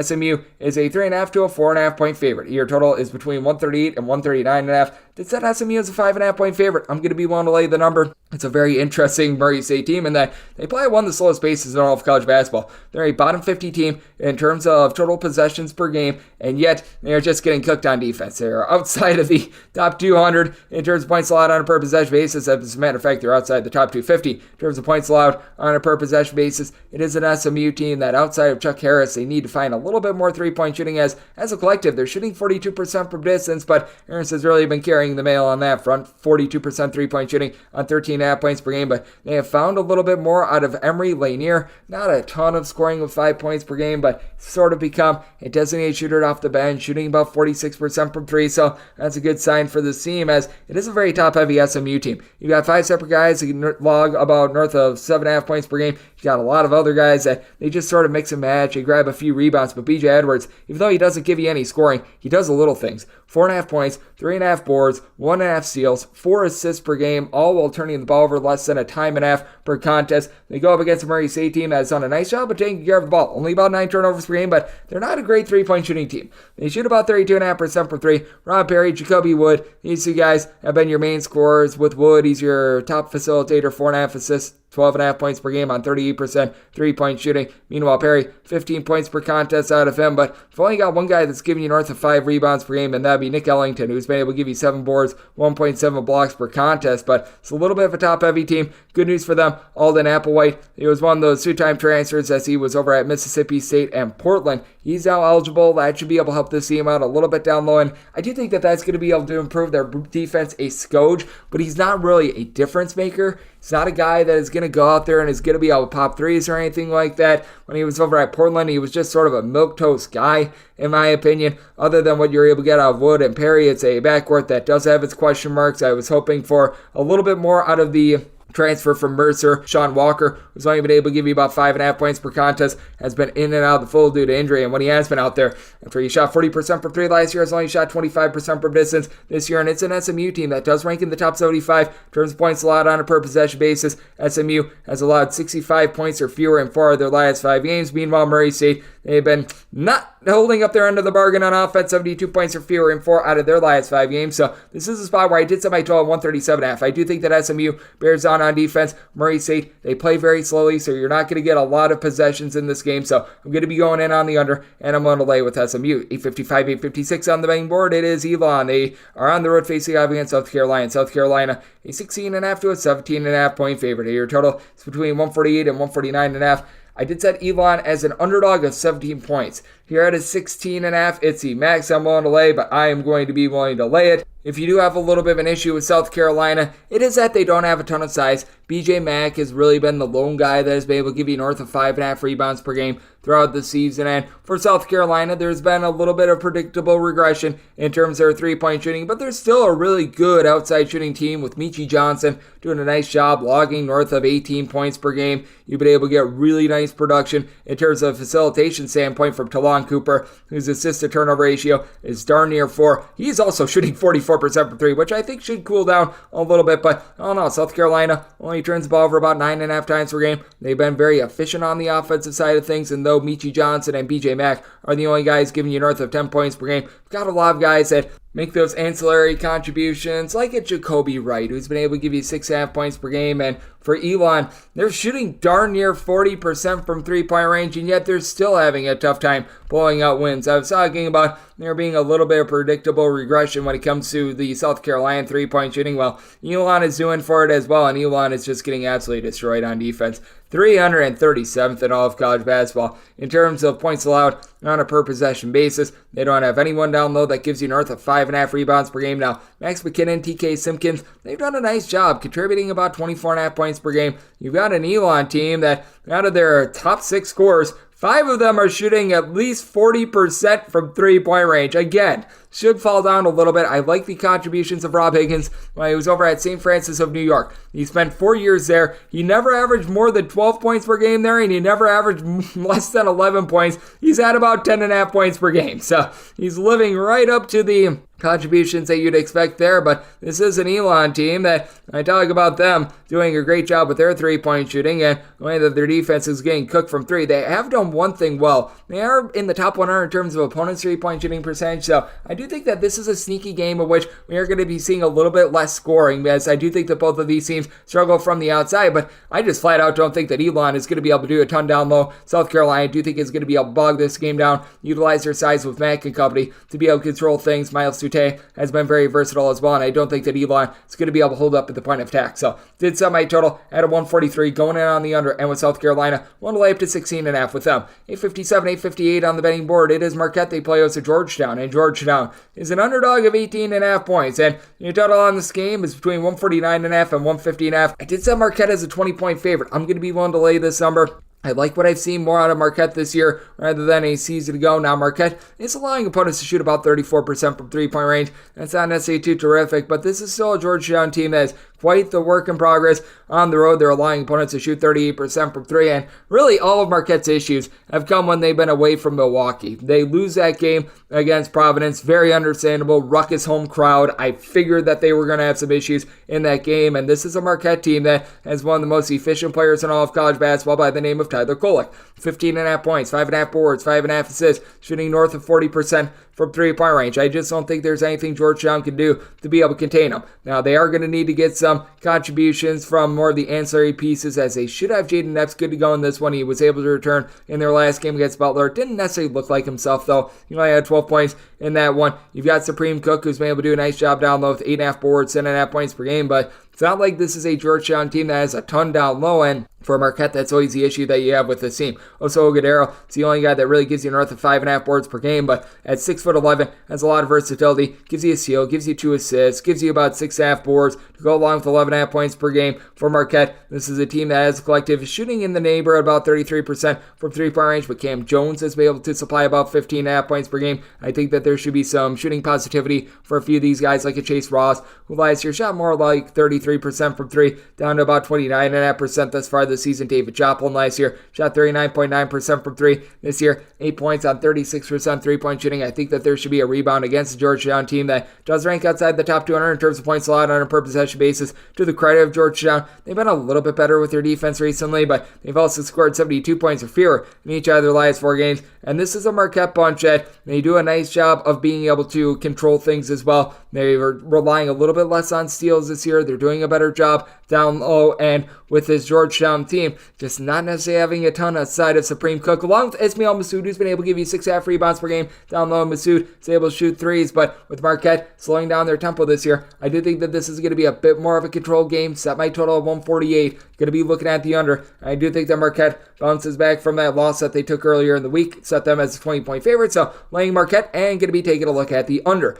859, 860 on the betting board. It is Southern Illinois, and they're going to be playing us to Southern Indiana. Southern Indiana, a 17 to a 17.5 point underdog. Your total on this game between 134 and 134.5. Did set my total of 132.5. I'm looking at the under with Southern Indiana. Last year, they were a team that played very much up and down. They were one of the most explosive 3-point shooting teams in all of college basketball. They lose essentially each other top 5 scorers from a season ago, and that has forced them to play a very different style. Now they're about 150th in the country in terms of total possessions per game, and we all know the style that Southern Illinois is going to play with. Southern Illinois, very slow, very controlled. And yet with Southern Illinois, Xavier Johnson has been one of the top scorers in all of college basketball. This guy is stuffing it with nearly 25 points per contest. As a matter of fact, entering into the team's last game, he was the number 1 scorer in all of college basketball, and he's been able to get a little bit of help from his friends. When you do have a guy like Xavier Johnson who is controlling things with about 5.5 assists to go along with those points, shooting 43% from 3, you don't necessarily need guys to go into flamethrower mode or anything like that, but now they've got Jared Hensley, a 2-time transfer from Cincinnati along with UNC Greensboro in the fold. He has delivered 22 points in his first 2 games out there. Clarence Rupert, who is a part of that St. Peter's Elite 8 run, he's been able to give you about 6.5 rebounds per game, and you've been able to get north of 50% 3-point shooting out of Trent Brown. That should regress a little bit. Brown has been throughout his career more like a mid-30s 3-point shooter, but for Southern Illinois, they're a really well-oiled machine for a team that does have that dominant score in Xavier Brown, and that they've got so many guys that do a nice job of supporting him. Meanwhile, for Southern Indiana, we've seen a heartbeat from this team. They actually led at the half against Duke prior to Thanksgiving. Got a pair of guys in A.J. Smith, coupled with Jeremiah Hernandez, who have been able to throw in there about 24 points per contest. It's a Southern Indiana team that, no doubt, they don't shoot the same way that they did a season ago from distance, but they are shooting about 32% from 3-point range. They've been able to do an okay job of rebounding by committee, with Smith leading the way with about 9.5 rebounds per game. They've dealt with some injuries in the backcourt with Javius Moore, who's been able to give you about 5 points, 4.5 rebounds per game, being injured, and has not been the same ever since the injuries that he has suffered. But you have been able to get a little bit more with about 9 points, 4 boards out of Jack Milke as well, 6'7" combo player that's shooting 46.5% from 3-point range. And for Southern Illinois, it is tough for them to be able to win by margin with how slowly they play. And they are a team that, in terms of points allowed on a per possession basis, they are currently only about 142nd. So not like they've necessarily been supreme on that front. It is a Southern Indiana team that certainly, I think, is going to have their issues moving forward in terms of scoring, and I do think that Xavier Johnson going to be able to go into takeover mode against a Southern Indiana team that has been turning the ball over quite a bit thus far this season. And for the Southern Illinois team, they still have been able to do a solid job with their defense, even though they might not be the most efficient in the world. They have now given up 70 points or fewer in all but one of their games thus far this season. I do think that they hold down a Southern Indiana team that is failed to get past a 60-point plateau in each of their last 3 games against a Division I team. So did set my total 132.5 going under, and with Southern Illinois, Southern has an 18.5 point favorite, so I'm going to be willing to lay the number. 861, 862 on the betting board. It is Rice. We give our Lane Kiffin go Owls. They play also Louisiana. Louisiana is a 3 to a 4 point underdog. Your total between 145 and 145.5. Both of these teams have been rough with their defense. They're both outside the top 200 in terms of points allowed on a per possession basis. And Rice is coming off of a very nice win against Prairie View a few days ago. But if I make them a 2.5 point favorite, I'm going to be willing to take the points with Louisiana. I feel like this is a different strokes for different folks sort of game, because with Rice, you're going to have the most dominant low post player in this game. That'd be Max Fiedler, one of the most versatile players in all of college basketball. 6'11", gives you 9.5 points, 9 boards, 5 assists per game. He's actually the top facilitator of this team, and I do expect more positivity coming through for this Rice outside shooting collective. Travis Evie, Makai Mason, both of these guys shot in the high 30s from three-point range last season. They're combined to shoot just below 30% from distance thus far this season. Evie has been able to give you 17 points per game. Mason, more like 13 points per contest, but I do think that for Louisiana, having famous folks and the way that he's able to dole out the ball with 4.8 assists and 2.2 turnovers per game, it's going to take it to a Rice team that doesn't do a great job of being able to generate a lot of turnovers. Rice is much more prone to being hurt from the outside rather than the inside with having Fiedler down low, and then you got Kobe Julian, who's been a nice stat sheet stuffer for a Louisiana team that is stroking it really well from 38% three-point shooting out of them. Julian, 19 points, 4.5 boards, steal and a half per contest, even though you don't have anyone other than Joe Charles that really gives you north of 5 rebounds per game, as he's been able to give you 11.5 points, 8.5 boards per contest. You do have a lot of guys that they do make some nice contributions down low for this team. It is a Louisiana team that has slowed down just a little bit. As a result, they've been able to keep things out in front of them a little bit more with only 12 turnovers per game, and to the credit of Rice, they do a relatively solid job of being able to hold it down as well, not getting out of sorts in terms of the turnovers. It is a Lafayette team that has been having a tough time with regards to opponents' three-point shooting percentage. They're allowing opponents to shoot 36% from the outside when they're away from home. And Rice, they have bumped down their tempo a little bit as well. It's not caused them to be relatively efficient as well. And for Rice, they're 277th in the country in terms of opponents' three-point shooting percentage. So even though you get a lower possession games, both of these teams have been really good at executing on offense. Both of these teams have been really bad at executing on defense. And with the way that folks in this Louisiana backcourt take care of the ball, I do think that they hold in there, and I do think that we see a lot of offensive efficiency in this game. Did set my total at a 154.5. I'm going to be willing to take a look at the overhand with Rice, but I make them a 2.5 point favorite. So taking the points and taking a look at this total over 863, 864 on the betting board. Yale, it's a road face off against Kansas. Kansas is between a 14.5 to a 15.5 point favorite. Your total on this game is there between 142 and 142.5. Seeing mostly 15.5 out there, and personally I would rather take 15.5 rather than lay 15.5. Kansas is still going to have a tremendous environment. This is still one of the toughest places to play in all of college basketball, but again, with some kids on break, I do think that that is going to cause for a little bit of issue moving forward. And this is a Yale bunch that, even though the defense has fallen off from a season ago, last year they were a top 30 team in terms of points allowed on a per possession basis. They are well outside the top 100 as far as the season.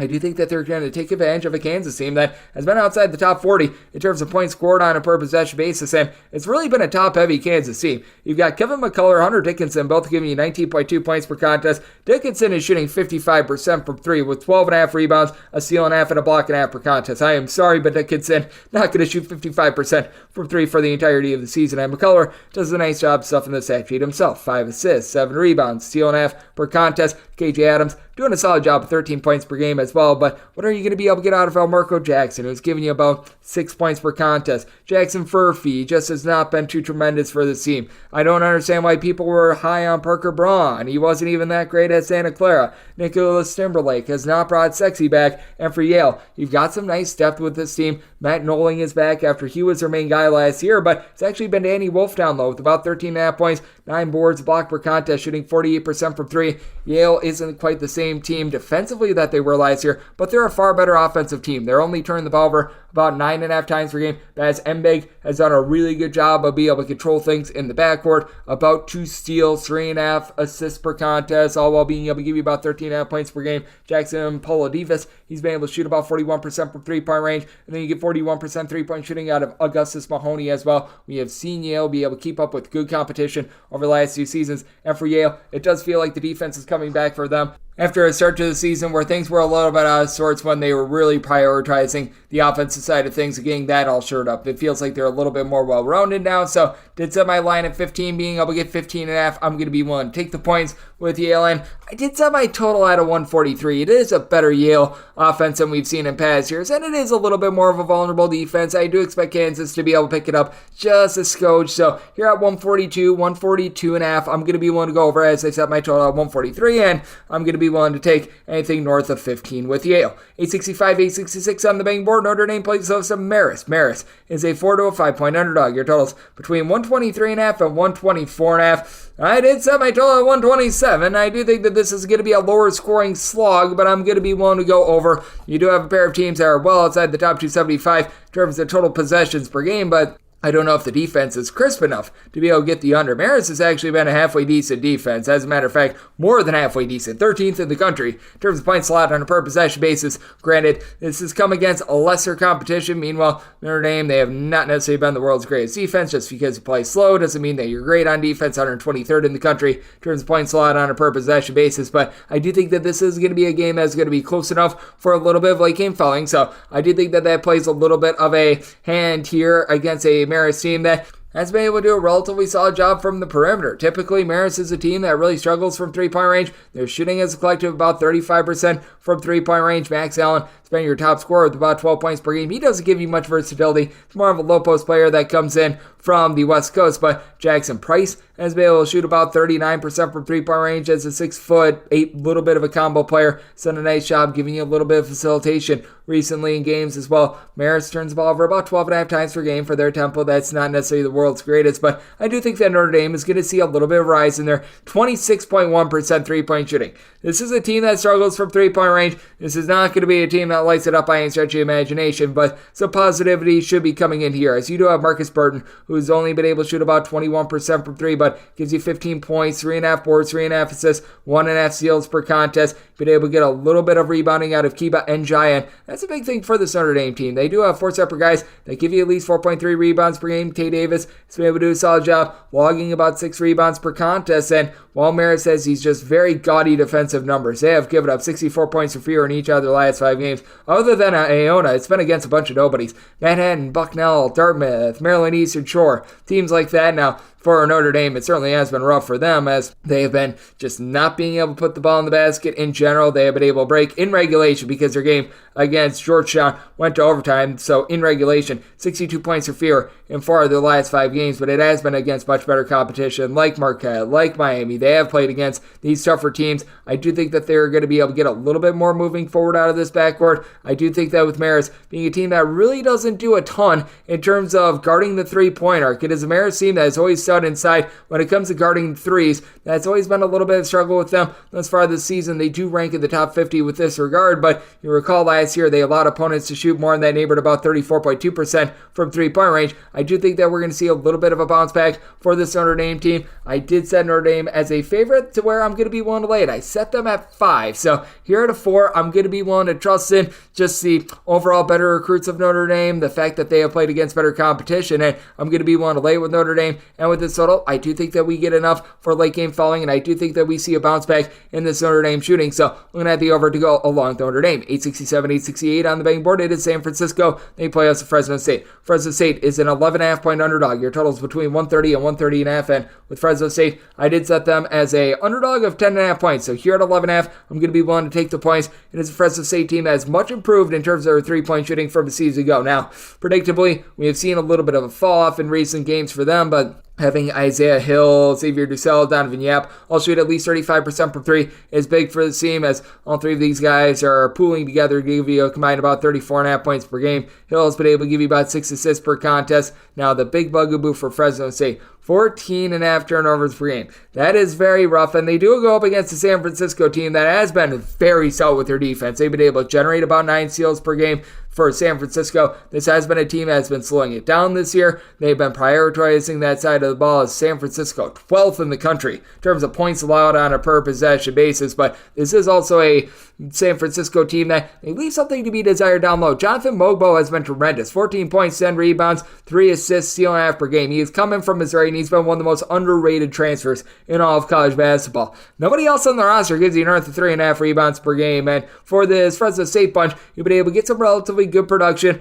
out of Eduardo Andre 3000. When he was out of the fold in the game against Cal State Bakersfield, they got cooked on the glass. Now they've got him back to the fold. He returned against Portland State. That is absolutely massive, as he, along with Anyak Boyaki, these two guys have been able to give you a combined 14.5 rebounds per game. Andre doesn't necessarily give you a ton on the offensive side of things, but these two guys also combined for a little bit over a block and a half per contest. That should be able to keep Fresno State somewhat lively in this game against a San Francisco team that they've got a lot of versatility. You've got Mongolian Mike giving you about 3.5 assists per contest at 6'8". He's able to pop some threes. It's not a San Francisco team that is necessarily going to go into flamethrower mode from 3-point range, but Robbie Beasley is shooting 46% for 3. All in all, it's a team that shoots about 34.5% from 3. The 13.5 turnovers per game, a little bit costly for the San Francisco team, but they do go up against a Fresno State team that can be a little bit hit or miss in the way that they generate turnovers. To the credit of Fresno State, they've really risen up with their defense, allowing 65 points or fewer in regulation because their game against Portland State went to overtime. They gave up 65 points there, so 67 points or fewer in regulation in each of their last 4 games. It's a San Francisco team that's given up 60 points or fewer in now 4 out of their last 5 games as well. It's been a little bit of a up and down San Francisco team in terms of their defense, but this is a Fresno State team that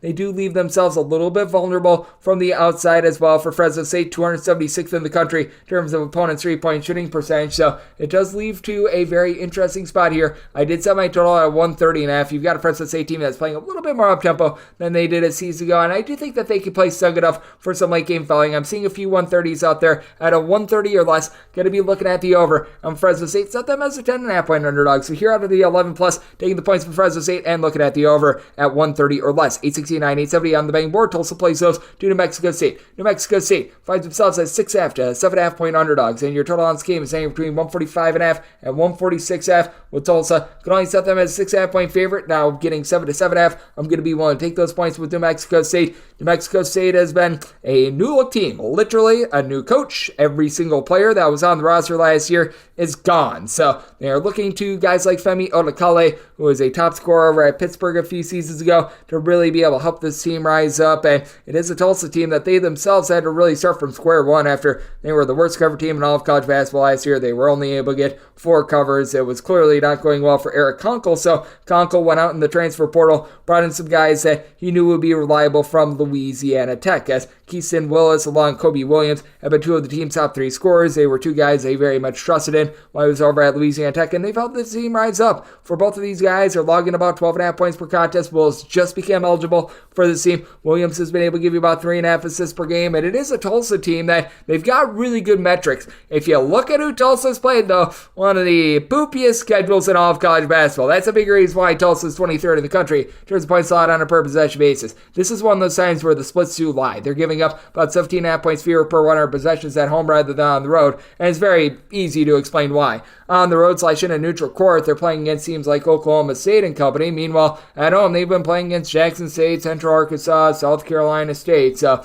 that's something that you do need to be very mindful of. And for this New Mexico State team, not a team that's going to dominate on the glass. Don't have anyone that's giving you north of 5.7 rebounds per game, but they do a good job as a collective. 4 of your top 5 scorers chipping in there at least 4.1 rebounds per game, and they've got a very elite 3-point shooter in Jalen Jackson Posey. Comes in from Stephen F. Austin, shooting 50% from 3, 94% at the free throw line, made over 40% of his triples a season ago. And for New Mexico State, they have been able to shoot about 35.5% from 3-point range. Problem with New Mexico State is this team fouls at one of the highest rates in all of college basketball. That has caused them to be well outside the top 200 in terms of points allowed on a per possession basis. But the one thing New Mexico State does is they guard the perimeter. In road / neutral court games, opponents are only shooting 30.9% from 3-point range. They do have good stretchability. They should be getting a little bit more moving forward out of this backcourt. They've been dealing with injury to Brandon Suggs, but Suggs is back in the fold after he was able to be a 10-point per game scorer 2 seasons ago over at East Carolina. I think that there should be a little bit of upside there. Kalu Azugi is able to give you a little bit more down low with about 5.5 rebounds per game. New Mexico State is turning the ball for 13.5 times per game.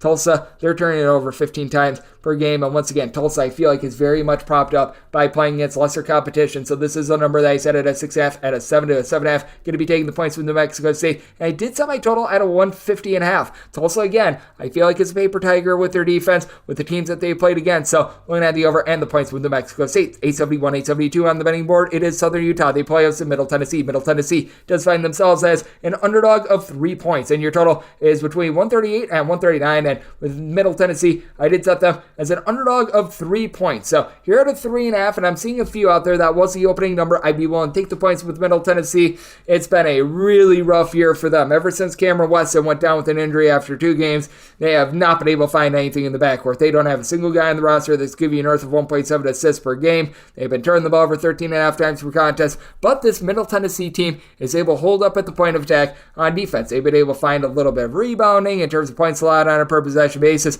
I'm not saying they're supreme, but they're in the top 150 with that regard. They're going up against a Southern Utah team that is very much a new look. They've got Rob Jeter in the fold. After last season, they were under the tutelage of Todd Simon, who took that Bowling Green job, and for Southern Utah, it's been rough for them on defense. 298th in the country in terms of points allowed on a per possession basis, and when they're at home, it's actually been even worse. In terms of points allowed on a per possession basis at home, they are in the bottom 20 in all of college basketball. So a Middle Tennessee team that has not been able to get a lot going on offense. Ains Elias King giving you about 13 points per contest and shooting 37.5% from 3. It says a collective. They shoot 28% from the outside. They should be able to get cooking a little bit more for Southern Utah. You do have some guys that are able to bomb it from the outside. As right now, you've got 6 different guys that are able to give you at least 10 points per game, and that doesn't even include Mari Sibley, who he is one of those guys that was a 2-time transfer that was being denied a waiver to start out with, and now he's back in the fold after he was over at UTEP the last few seasons, began his career at Georgetown. 6'8" combo player that should be able to give the team a little bit of upside, but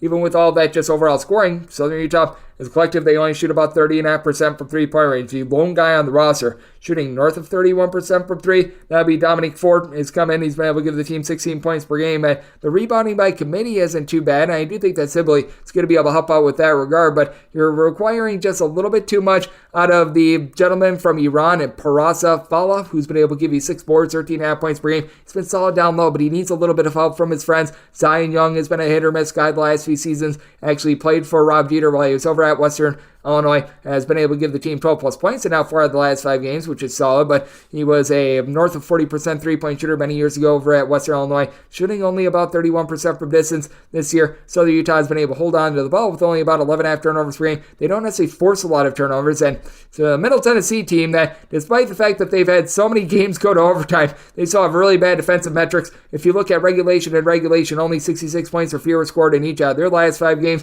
Meanwhile, you've got a Southern Utah team that's given up 73 plus points in every single game thus far this month. It's a good old situation of something's got to give. So here at a 3.5 or more, going to be willing to take the points with Middle Tennessee, and I do think that this game gets bogged down. Southern Utah doesn't necessarily shoot it well from 3, so my total at a 135, diving under and taking the points with Middle Tennessee. 873, 874 on the betting board. This is from the Enterprise Center in St. Louis. Illinois, Missouri do battle. Missouri is a 6.5 to a 7-point underdog. So it's between 149 and 150.5. Talked about this a little bit with our good friend Greg Waddell, and I do think that Missouri should be able to hang in there. I do like Illinois outright. I set them as a 6-point favorite, but now that we're getting up to 6.5/7, gotten a little bit too rich in my blood. I'm going to be willing to take the points with Missouri. It's a Missouri team that feels like they're starting to find themselves a little bit more defensively. They need to utilize Connor Vanover a little bit more. It's a giant of the earth at 7'5", was the Summit League Defensive Player of the Year last year, and for some reason it's just been underutilized. They go up against an Illinois team that, even though they got cooked a little bit defensively in their last few games, this is still a bunch that ranks 10th in the country in terms of points allowed on a per possession basis. So granted,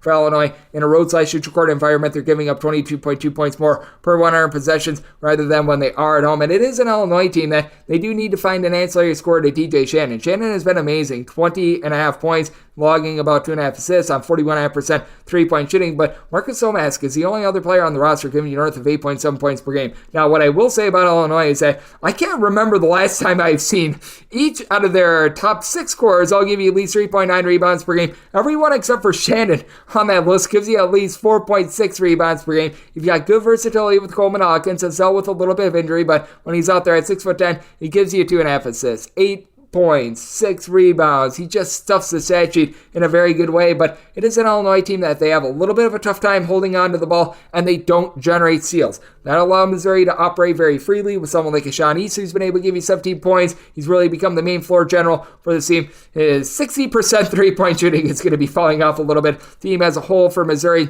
shooting about 36.5% from three-point range in a neutral court environment. I do think that gets bogged down a little bit. It's an Illinois team that has been about 122nd in the country in terms of opponents' three-point shooting percentage. Missouri certainly has been giving up a few open looks from three as well in a roadside neutral court environment. Opponents are shooting about 35.2% from three, but you do have out there a lot of guys like Tamar Betts along with Nick Honor were able to do a solid job staying in front of their man. These two guys have been able to combine for north of 20 points per game, and Tamar Bates is shooting 52% from three-point range as well. So I do think that there's going to be a little bit of a fall off there. It's a Missouri team that's not playing quite as quickly as they were a season ago. This is going to be a strange neutral court game, so I did set it at a 146. Illinois not playing at warp speed either. Going to be taking a look at the under. But with Missouri, I do think that they utilize Vanover a little bit more to be able to hold up on the glass. Willing to take north of 6 with Missouri to go along with the under. 875, 876 on the main board. Utah State plays East Tennessee State. East Tennessee State does find themselves as an underdog of 15.5 points. Your total on this game is between 141 and 142. I say Utah State as a 17.5 point favorite. I'm going to be willing to lay the number with Utah State. This team has really jumped out and impressed me. Grado Sabor last year was a fine player while he was over at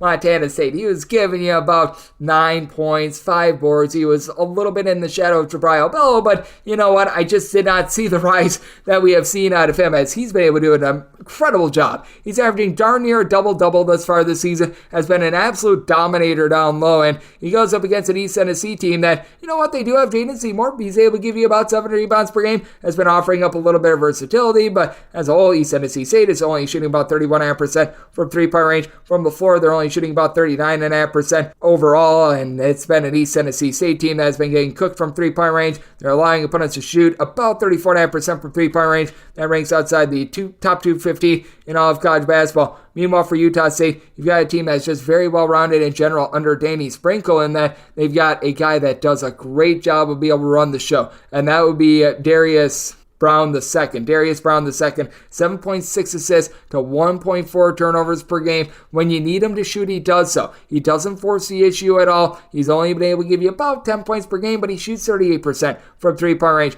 It's a Utah State team that's efficient both on offense and defense, despite the fact that they're not some sort of an amazing three-point shooting team. They shoot about 32% from distance, but they just have such a well-put-together team that just all operates as a unit that I think it's going to take it out of an ETSU team that they do have a pair of guys in Ebi Asamoah along Kamari Peterson who have been solid in the backcourt. Peterson is able to give you about 3.5 assists per contest. Asamoah, your main scorer, shooting about 43% from 3, 17 points per contest, but it's very much a top-heavy team. It's a Utah State team that's really been able to do a nice job of getting points at plenty, 79-plus points in 4 of their last 5 games for ETSU. They've stepped up quite a bit on defense, 72 points of fear surrender in each of their last 5 games. A lot of it has come against non-D1 teams, though, and I think in this step-up spot, they're just not going to be able to match up with what you're able to get out of Osborne down low. So this is a spot where I did set Utah State as a 17.5 point favorite, wanted to lay the number, and I did set my total at a 143.5. Here at a 141 to 142, I do think that Utah State scores that well, looking at the over, and I'm willing to lay it with Utah State. 877, 878 on the main board. UCLA plays us in Maryland.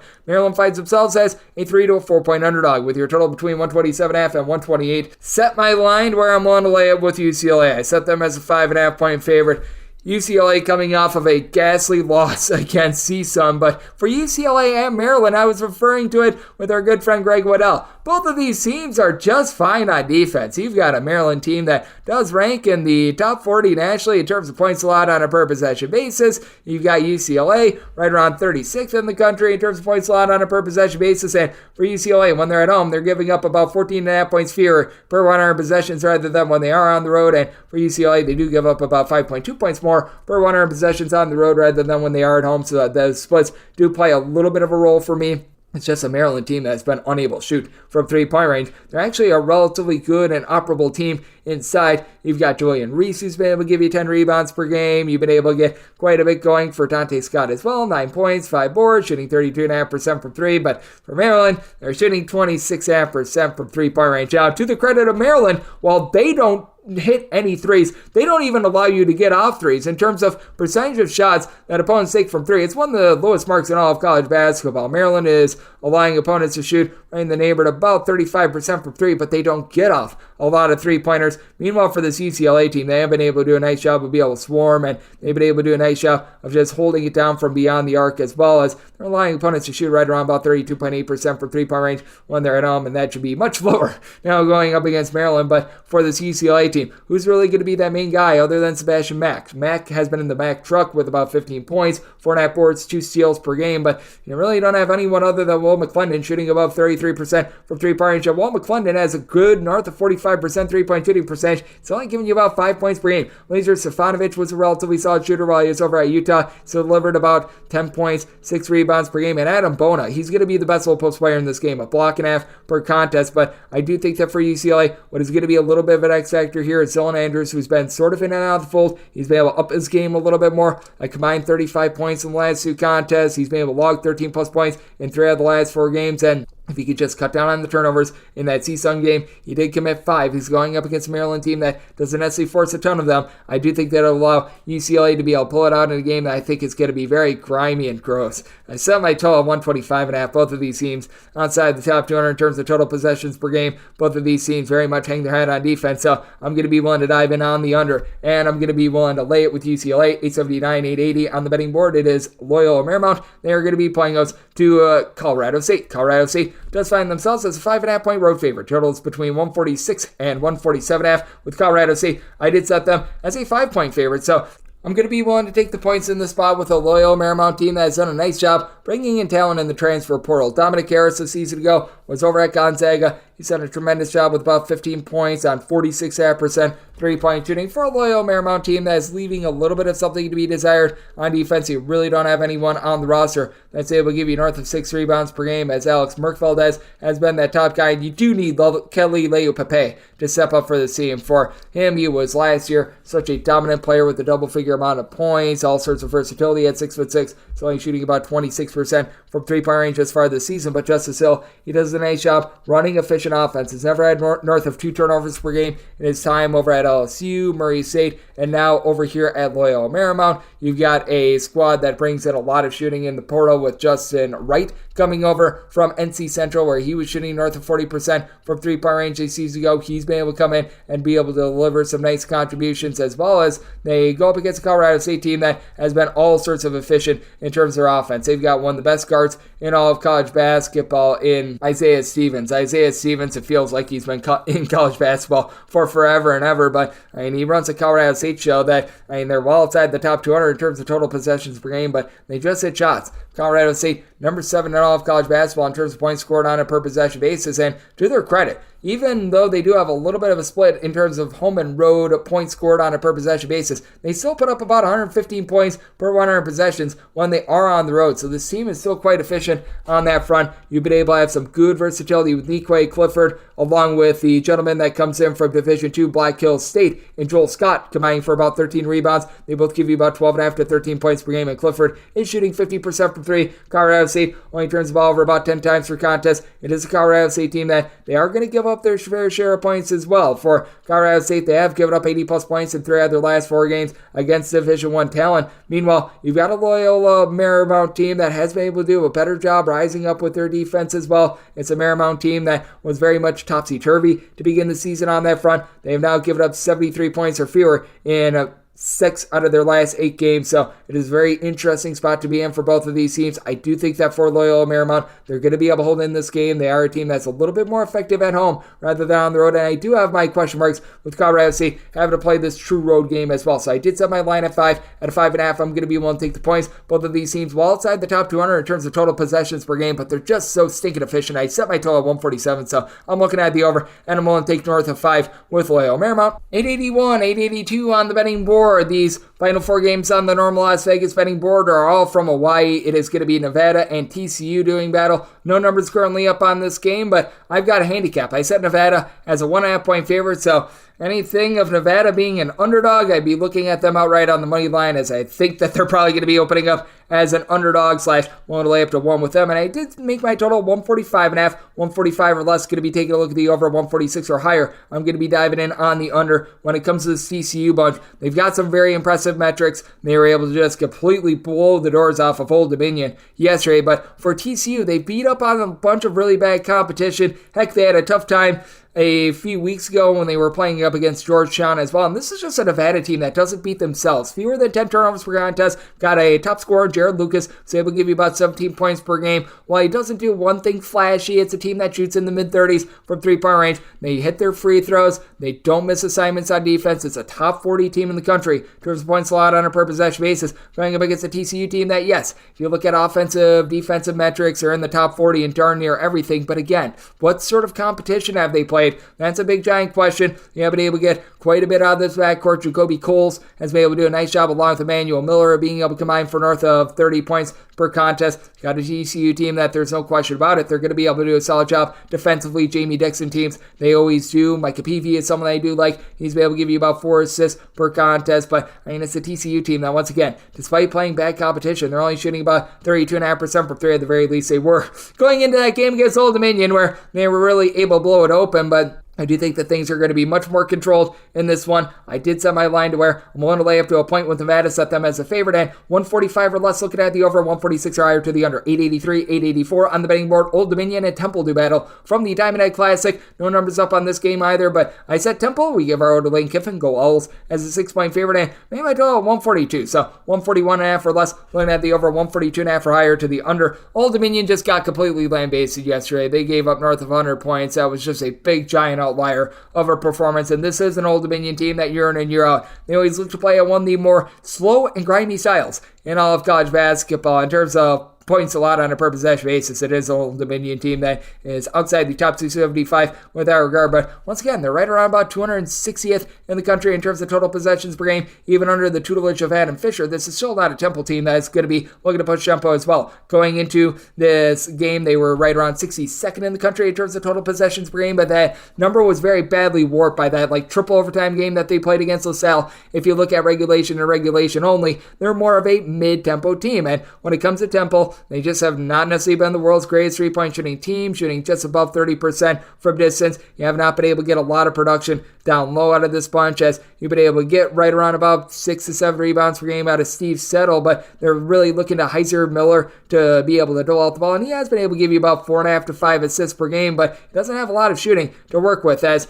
overall for Temple, their top 3 scorers with Miller, you're able to throw in there Jaleel White and Jordan Riley. All these guys are shooting below 30% from three-point range. Their top scorer has been really Micah Piccarelli from three-point range, shooting about 40.5% from three-point range. They go up against an Old Dominion team that has been rough for them, to say the least, but I do think that they're going to be able to rise up a little bit more, because you do have Dereco Williams, who's able to give you about 5 rebounds down low. It is a Old Dominion team that they shoot a bit better from 3. They shoot about 33 to 34.5% from three-point range. Chauncey Jenkins, Vashawn Alette, these 2 guys have done a nice job combining for about 32 points per contest. RJ Blakeney, the transfer from Dayton, has a little bit of versatility as well that I do think is going to keep Old Dominion in this game, and with Old Dominion having quite a bit of rebounding, I think that that's going to cause this to be a relatively close game involving 2 teams that they don't necessarily push tempo. So did set my total to where 141.5 or less. I'm going to be looking at the over 142.5 higher to the under, and want to lay up to 6 points with Temple in this spot as well. All right, these final 2 games I have to completely handicap for, because the Diamond Head Classic was so late, we don't know the results as I record this podcast. So 885, 886 is going to be the winner of Georgia Tech versus UMass going up against Hawaii. And either way, I'm probably going to be setting Hawaii as a little bit of a favorite, just because Hawaii is going to be playing out there on the island. The total is a real intrigue. You've got a Georgia Tech team that's playing with a little bit of tempo right now, but they're not necessarily going at hyper speed, and this could change a little bit based on the results that we do see. So I do want to throw out there that caveat, because I'm doing this as I just have no idea what we saw in the Hawaii game, and perhaps Hawaii does lose to Portland. I'd be a little bit surprised if that does happen, but it's not a complete impossibility. But that said, if Hawaii is going up against UMass, who I sort of thought was going to be the winner in that game, I will be setting Hawaii in the neighborhood of being about a 2, maybe a 1.5 point favorite, depending upon what you see. And this would be a total in the neighborhood of about a 150 or less. I'd be taking a look at the over. Anything above about a 150, I will be looking at the under. If they do get UMass, like I'm thinking that they will, Matt Cross, along Josh Cohen, have been able to do an amazing job down low with combined 16 rebounds, about 3 steals per contest. And UMass is really doing a nice job of being able to take away the ball. It is a UMass team that is playing quite a bit more up-tempo than Georgia Tech, but you take a look at UMass in terms of points allowed on a per possession basis. Frank Martin has these boys playing some defense. Top 85 team in the country with this regard, and it's a Hawaii team that they always do a nice job of being able to guard the three-point arc. They will be going up against the UMass team that's been a little bit hit or miss from three-point range. You'll be able to have Daniil Hankins Sanford come in, and he's been able to shoot right in the neighborhood about 40% from three-point range. In the backcourt, Rasul Diggins has been your main guy for a UMass team that's only turned the ball over about 11.5 times per game, and for Hawaii, one of the biggest bugaboos for this team has been their turnovers, as they're a bunch that they will turn the ball over about 12 to 13 times per contest, but they do so to be able to get wide open looking threes. As for Hawaii, they're shooting about 37% from the outside. You've had Jordan McCoy, Noel Coleman be able to combine for about 28 points per contest, and then they've got a guy, Mo Sek, who does a nice job giving you about a block per contest, and then Bernardo da Silva, he's been able to do a nice job, be able to log about 6 rebounds per game. I give a little bit more in this spot for home court advantage, whether it is against UMass or Georgia Tech, and if they would be playing against Georgia Tech, this would probably be closer to about a 3, maybe a 3.5-ish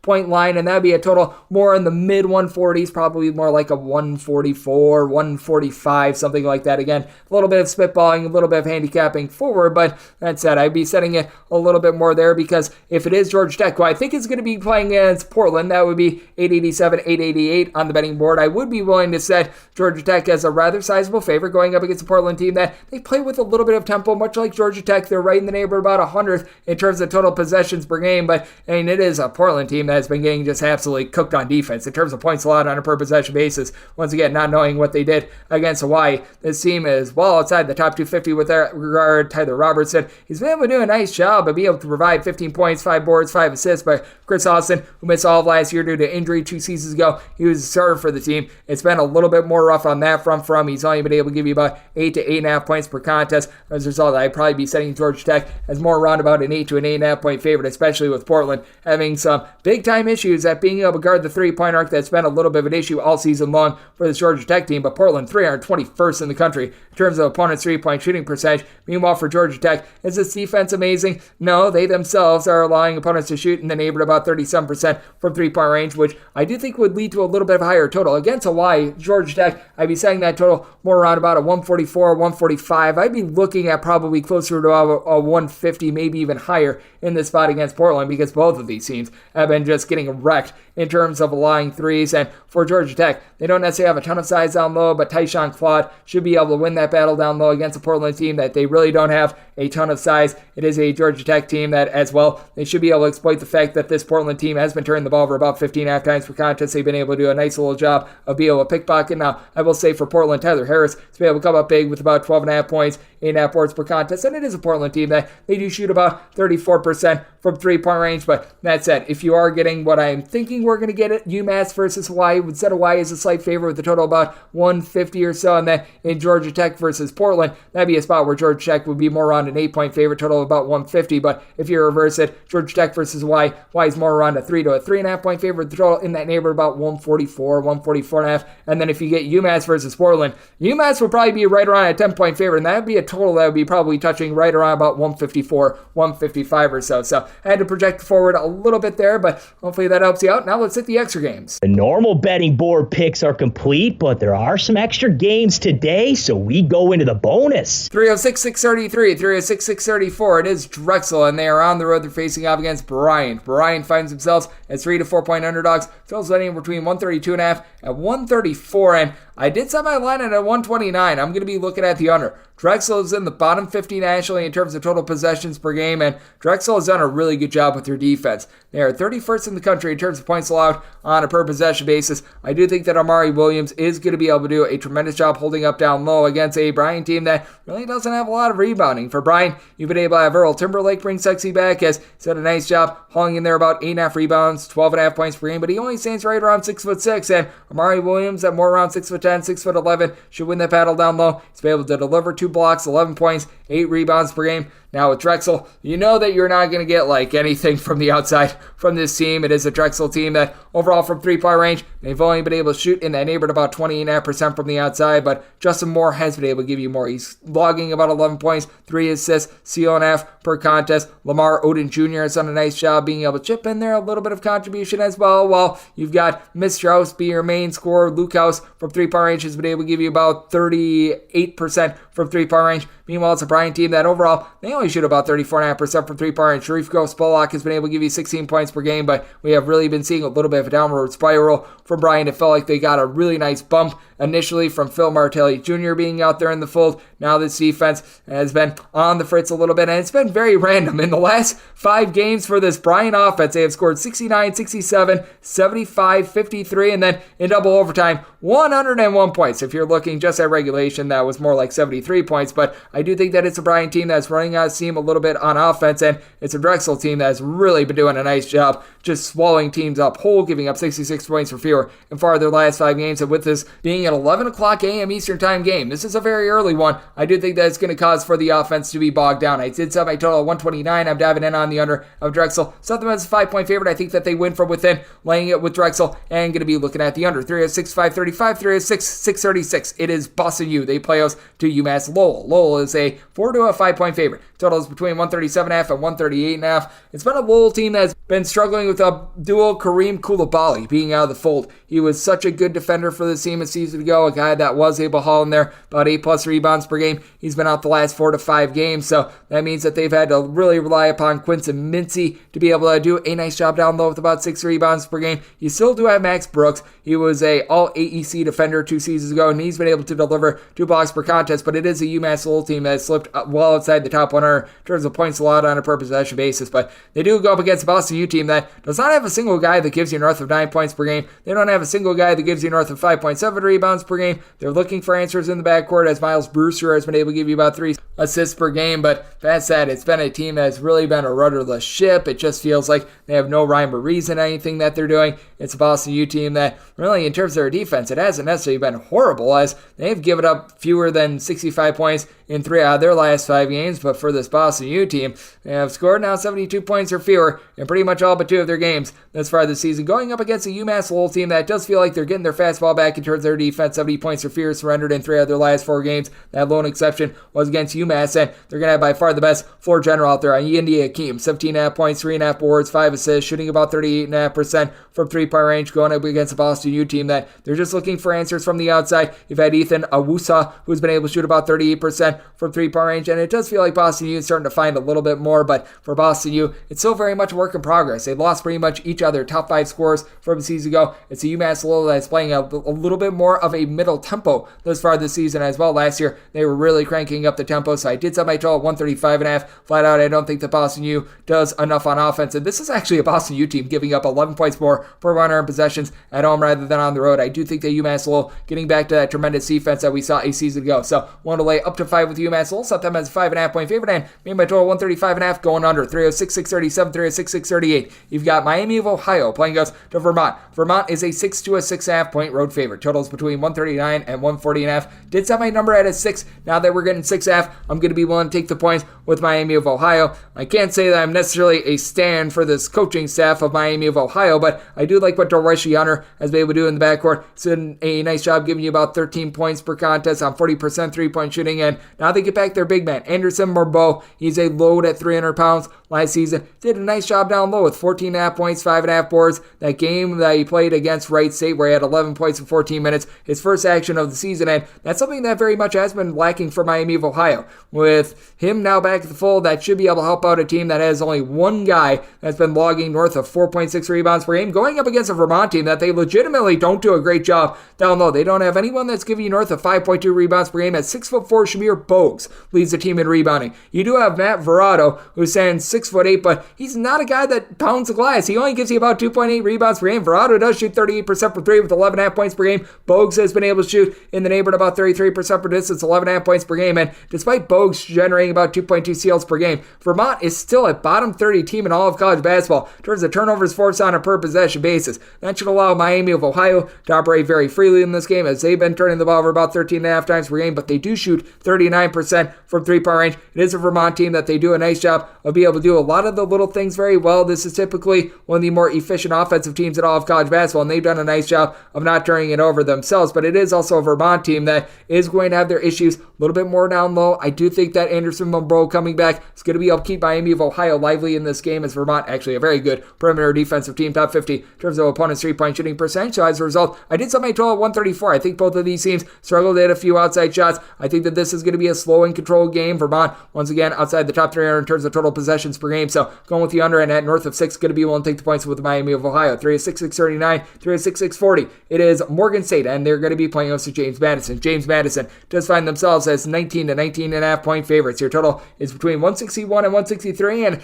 I made my total 165. I'm going to be looking at the over. Got James Madison team in the top 20 nationally in terms of total possessions per game, and just because you play fast doesn't mean that you're necessarily the world's greatest offense. If you're putting up a lot of points, it can be junk points. These are not junk points with James Madison. 24th in the country in terms of points scored on a per possession basis, a team that when they want to, they can legitimately go about 10 or so deep. It has been so impressive to watch them be able to operate on offense with guys like Ano Friedel, be able to give you double figures. You bring in TJ Bickerstaff from Boston College, who's been able to up out down low, giving you about 7+ rebounds per game. But it is a Morgan State team that they've got a little bit of firepower of their own. They've been dealing with a few injuries, as currently they've got out of the fold the St. Francis of Pennsylvania transfer Miles Thompson, but you've got Winston Tabbs, who I still remember when he was over at Boston College a few seasons ago, was averaging 13+ points per game in the ACC. He's been able to give the team 16.5 points on 34.5% three-point shooting. It is a Morgan State team that also does leave quite a bit to be desired on defense, well outside the top 200 in terms of points allowed on a per possession basis. And for Morgan State, they are only generating about 91 points per 100 possessions, 324th in all of college basketball, but you still have a guy in Cameron Hobbs who's been able to shoot 38% from 3, 9.5 points, 4.2 assists to a turnover and a half per contest. And this is a James Madison team that does rank outside the top 100 in terms of points allowed on a per possession basis. So they have given up now 71 points or fewer in each of their last 5 games. It's a James Madison team, though, that has gotten to at least 75 points in every single game thus far this season. Morgan State, they themselves, they have scored at least 76 points in each of their last 3 games. I think that this is going to be an up and down, rambunctious game. I do think that Morgan State is going to be able to get just enough out of Christian Oliver with about 5.5 rebounds per game to hold up on the glass in a game where I think both teams are just going to knock down a bunch of shots. Set my line at 19, so at a 19.5, taking the points with Morgan State. Set my total at 165, so also looking over. 3 of 6, 641, 3 of 6, 642. South Florida plays us to Albany. Albany is a 9.5 to a 10.5 point underdog. Your total is between 151 and 151.5, and with Albany, I did set them as a 9.5 point underdog. So now that we're getting to double figures, I'm going to be wanting to take those points. Albany has been able to do a nice job of being able to generate more offense. They have really cranked up the tempo last few seasons under Dwayne Killings. This was a team that was well outside the top 200 in terms of total possessions per game. Now they're within the top 75, and for South Florida, they got off to a really rough start to the season in terms of their three-point shooting, and they're still at only about 30.9% from the outside. That is a number that I do think as the season goes along, it's going to be going even further northward, so it is a spot where I do think that you get quite a bit of scoring. I did set my total at a 151.5, so we are going to be diving in on the over on 151, but with this Albany team, I do think that they're going to do a nice job against the South Florida bunch. They don't have a lot of rebounding. Kassan Pryor is the only guy that gives you north of 6 rebounds per game. Meanwhile, Jonathan Beagle has done a nice job. 9.5 boards, 12.5 points per game. You've got Sebastian Thomas, who comes in from Rhode Island. He's only been able to shoot about 27.5% from 3, but 4.5 assists, 16 points per contest. Amari Marshall, the Hofstra transfer, has been able to give you 15 points per game. Albany does turn the ball over about 13.5 times per game, but they do go up against a South Florida team that they've been a little bit all over the place in terms of their defense. For South Florida, they have given up now 72 plus points in 3 out of their last 5 games. I will say for the South Florida bunch, they're really getting it going on offense, 77 plus points in each out of their last 3 games, but do like the way that Albany has been able to operate offensively as well, 73 plus in 4 out of their last 5 games. You've got enough firepower in this backcourt for Albany, in my opinion, to be able to hold in there, along with the fact that they should be able to do a nice job down low. And for Albany, they're generating about 8.5 turnovers per game in terms of just live ball turnover steals. That's the same amount as South Florida, so I think that you get an up and down game. Set my total at 151.5. 1.5. Looking at the over end, anything of double digits, going to be willing to take the points with Albany. 306-643, 306-644. It is Bucknell. They hit the road. They're facing off against Merrimack. The old Merry Meadow Merrimack find themselves as a favorite of 5 points, and total on this game going to be getting it anywhere in the neighborhood of 128 to 129.5, and this is a total that I set at a 128, so being able to get to 129 plus, I'm going to be willing to dive in on the under. It is a Bucknell team that has been very much struggling in terms of their offense. They bring in John Griffin, who is a legend at the school, and he's been able to instill a little bit more defensive toughness with Bucknell. It's been a little bit of a work in progress, but they have been able to shore things up a little bit more when they've been on the road. But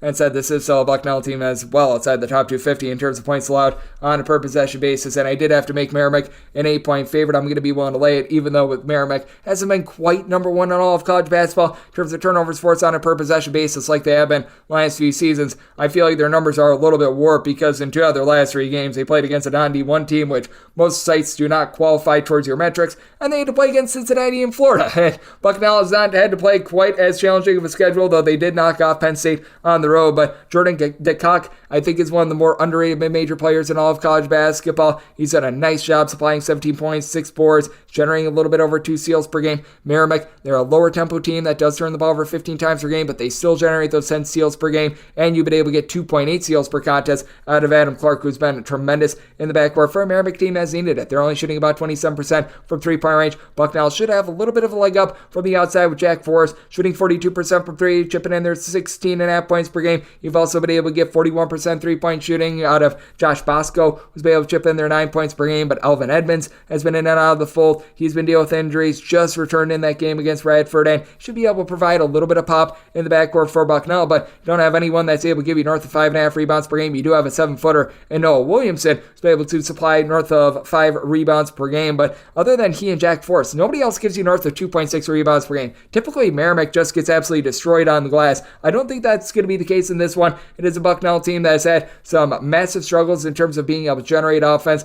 of their own, as they've been able to break the 72-point plateau in pretty much 2 games as far as the season against Division I competition. So I do think that Merrimack going to do a nice job holding up and just making this a slower, grimier game and forcing a bunch of turnovers against a new-look Bucknell team. So I did set my line at 8. I'm going to be willing to lay with Merrimack and did set my total 128. So here at the 129, diving in on the under to go along with Merrimack. 306-645, 306-646. It is Texas, and they are back to playing us to Texas A&M Corpus Christi. Corpus Christi, a 22.5 to a 23-point favorite, and your total is anywhere between 149.5 and 150. And with Texas, set them as a 26.5-point favorite. I'm going to be willing to lay this number. This is a Texas team that certainly has had their ups and downs as far as the season, but Corpus Christi is a new-look team from the season ago. As for Corpus Christi, last year they did a nice job of being able to generate turnovers. They had quite a few guys like Trey Tennyson and company. They were able to shoot it well from 3-point range, and all those guys are gone. Their coach, Will Lutz, is gone, and they don't have a single guy that generates north of 11 points per game. And when it comes to this bunch, they're only shooting about 29% per 3. They're still generating about 9.5 steals per game, but they do turn the ball over about 13 times per game. They go up against a Texas team that has a backcourt that should be able to completely overwhelm them. Ithiel Horton is more of your designated 3-point shooter, making 38% of his threes, 9.5 points per contest, while Max Asmus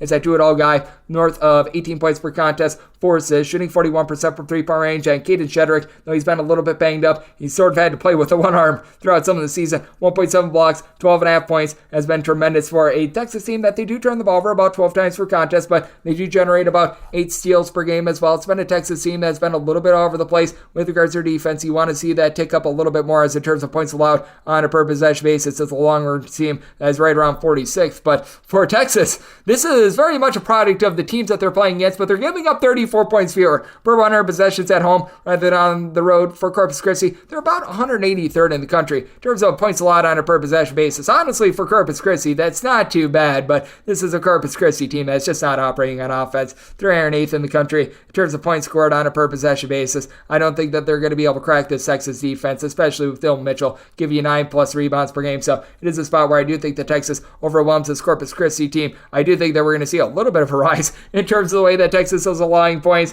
when they are at home, but I do think that they're going to be able to turn defense into offense. Did somebody total 152.5. I'm going to be willing to take a look at the over, and with Texas willing to lay up to 26. With them, 306-647, 306-648. It is Georgia, and they play us in North Florida. North Florida, a 16 to a 16.5 point underdog. Totals between 149.5 and 150. And with North Florida, I did set them as an underdog of 15.5 points. points here at 16 plus, I'm going to be willing to take those points. It is a Georgia team that certainly has had their issues in terms of the glass over the last few seasons, but now they've got the 7-footer Russell Chewa in from South Florida. He's been able to do a nice job being able to log about 6 rebounds per game, and this is a Georgia team that has been able to step up a little bit more in terms of their tempo. They're in the top 100 in terms of total possessions per game. Got 2 top flight scorers, and Jabri Abdul-Rahim, Lonzo Thomason combined for about 26 points per game. They combined to only turn the ball over about 1.6 times per game as well. You don't necessarily have the world's greatest facilitation as Justin Hill with his 3 assists per game. That's right now leading the way, but this team has been able to do a nice job of being able to have some nice backcourt play. But I do think that for North Florida, they are going to be able to hold in this game because they have been able to get quite a bit from the outside as well. They're shooting about 35.5% from 3. Each of their top 4 scorers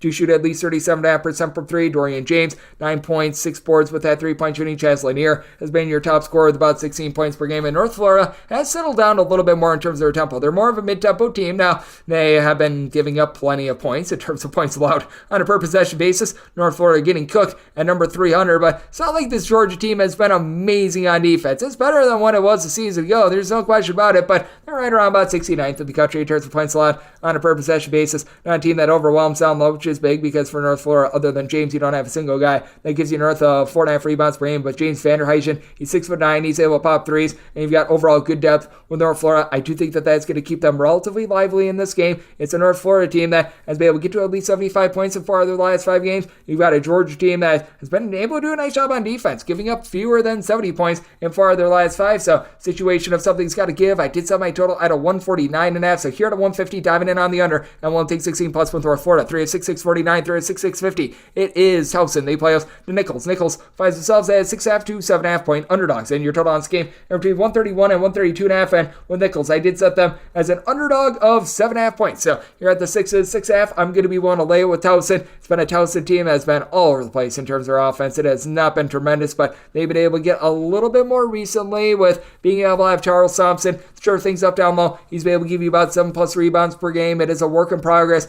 in the backcourt, but the front court has been able to hold up at the point of attack, and they go up against a Nichols team that you do have to wonder how they're going to respond to prosperity. They were able to hold in there in the game against Maryland, scared the living daylights out of the Terps, as you've got a guy that's really able to do a nice job of giving you a little bit of everything in 6'6" Jamal West Jr., 16.5 points, 9 boards, 3 assists, 2 blocks per contest while shooting 43% from 3-point range, 8+ rebounds in each of the team's last 5 games. Now, he does turn the ball over quite a bit, 4+ turnovers in 3 of the team's last 5 games, and Nichols as a whole, they honestly don't turn the ball over too much. 12.5 turnovers per game. This is typically a team that generates a lot of turnovers, and they're a team that they still do an okay job there, but it's fallen off a little bit with only about 7.5 steals per game. They've been dealing with an injury to Deontay Smith, but he was able to return in that Maryland game. He had 18 points, 12 boards. That's a little bit of a difference maker for this team, but for Towson, you're finding a lot more from the outside for this team. They've really been able to look to a guy in Tombuya Suleiman, hopefully I said that correctly, gentleman from London, who's currently shooting 50% from 3-point range,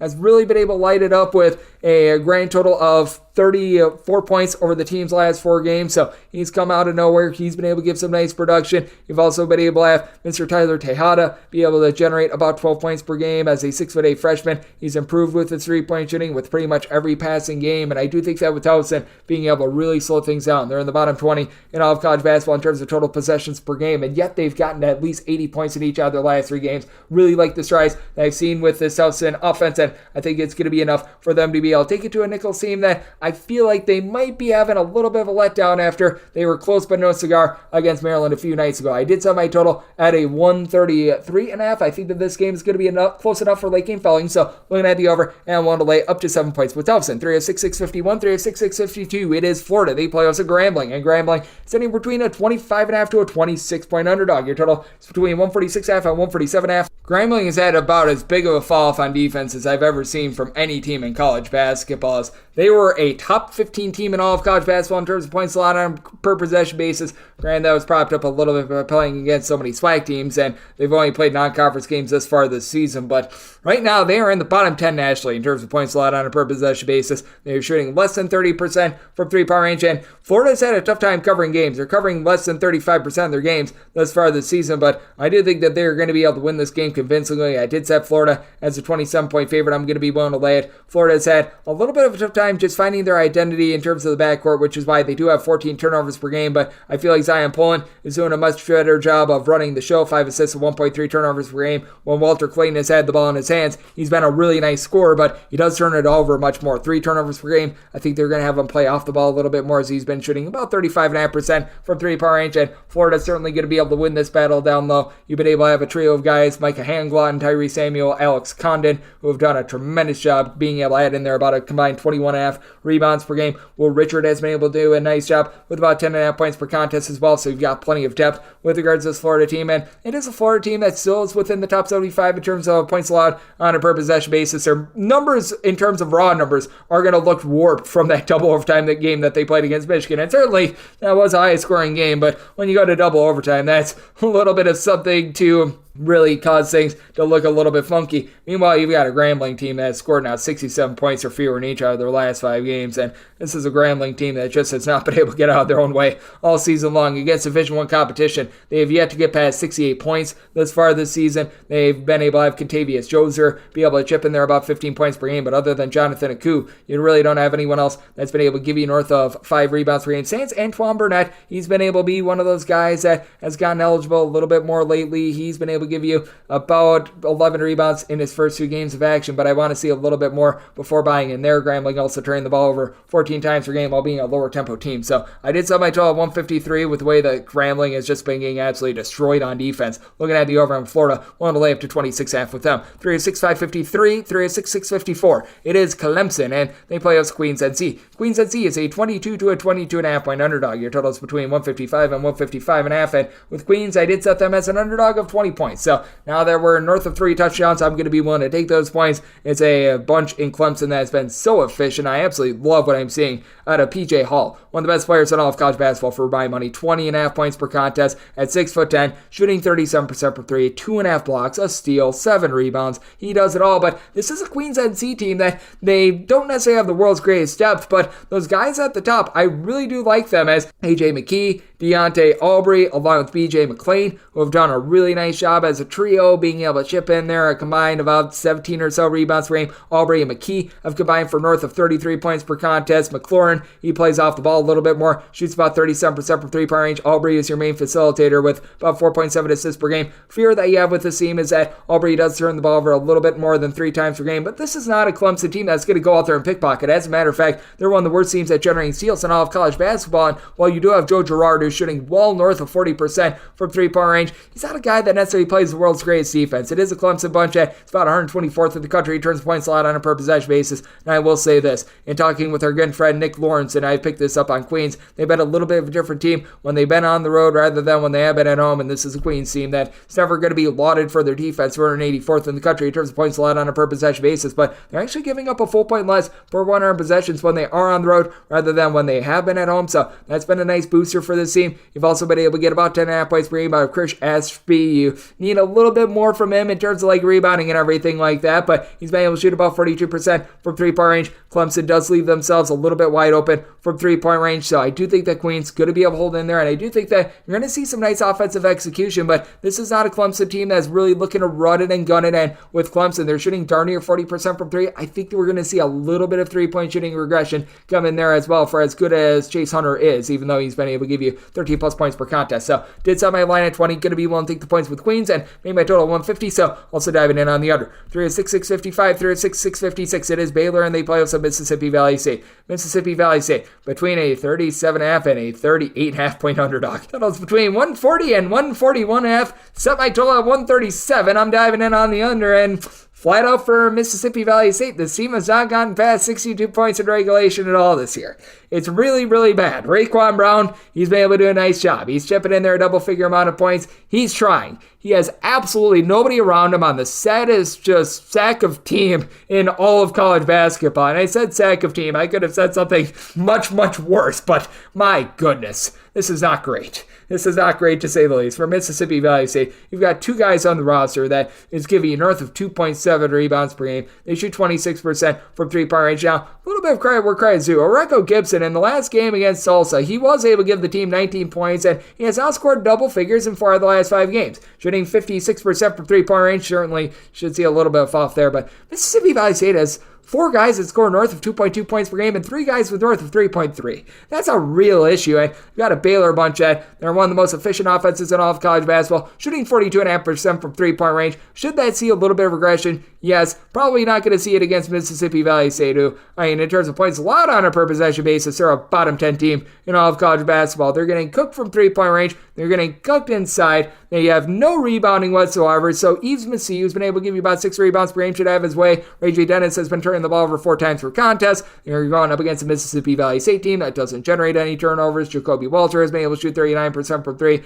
sure against this team it's going to be more like 75%. I think Baylor wins this game handily. I think that Baylor is going to show a little bit of mercy late, which is why I couldn't set my number much more than a 39, but you're at 37.5, 38. Going to be willing to lay the number, set my total 137, so laying it with Baylor and looking at the under. 3 of 6, 657, 3 of 6, 658. It is Winthrop and the other free to off against Florida State. The Seminoles do find themselves as a favorite of 8.5 to 9 points. Your total is anywhere between 149.5 and 150.5, and with Florida State did set them as a 10.5 point favorite. Between 8.5 and 9, I'm going to be willing to lay the number. Florida State has been playing quite up-tempo. They're a top 25 team in terms of total possessions per game, and this is a Winthrop team that is a little bit more slow and controlled. They are outside the top 250 in terms of total possessions per game, and they have seen a little bit of a fall off in terms of their rebounding, as last season Kelton Telford was able to give you about 8 boards per contest. He's only giving you about 4 rebounds per game. I'm not sure what's happened there, but Alex Zimmerman has been your top rebounder with about 5.4 rebounds per game, but other than Telford, you don't have anyone else on the roster that gives you north of 3.8 rebounds per game. That's going to be an issue against a Florida State team that now has someone like a Jalen Gainey, the Ivy League Player of the Year on defense 2 seasons ago, healthy. They do have someone like a Baba Miller who's able to give you about 5 boards and a block per contest down low. It is a Florida State team that's certainly leaving something to be desired. They were very hot to begin the season with regards to their perimeter defense. You knew that there was going to be regression, and there has been regression, and as a result, Florida State 130th in the country in terms of points allowed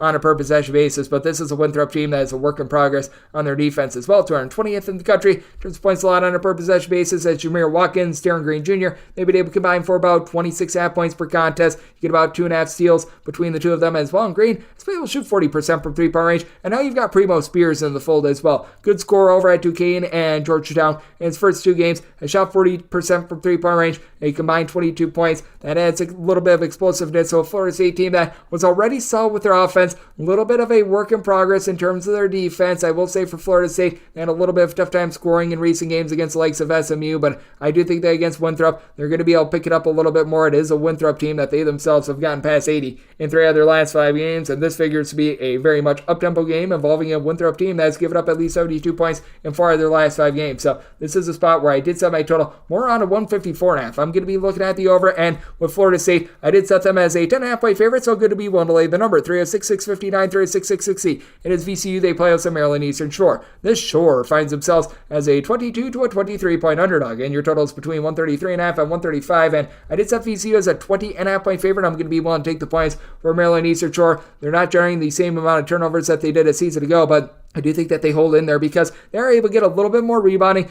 Troy Hupstead was able to give you 12 points, 8.5 rebounds per game, and they go up against a VCU team that still, they're looking for Sean Bearsout to return to the fold, as he is still out, and that has been crucial for this team, though they now have Joe Bejmiel back, and for Joe Bejmiel, he spent some time in the Atlantic 10 2 seasons ago while he was over at George Washington and was incredible for them. While he was over at George Washington, 16 points, 5 boards, shot in the mid-30s from three-point range, could never find his footing at Oklahoma, was one of those 2-time transfers that was not allowed to play to begin the season. Now he's back out there on the floor, but it is a VCU team that leaves a lot to be desired down low. You do have 3 separate guys that have been able to give you north of 5 rebounds per game, but I don't have anyone other than really Toby Lull, who's been able to give you north of 5.5 rebounds per game, so that's a bit of an issue. Got a Maryland Eastern Shore team that has been having some rough times in terms of being able to stay in front of their man outside the top 300 in terms of points allowed on a per possession basis with their steals going downward, but still have a little bit in the backcourt with Chase Davis being able to supply 35% three-point shooting,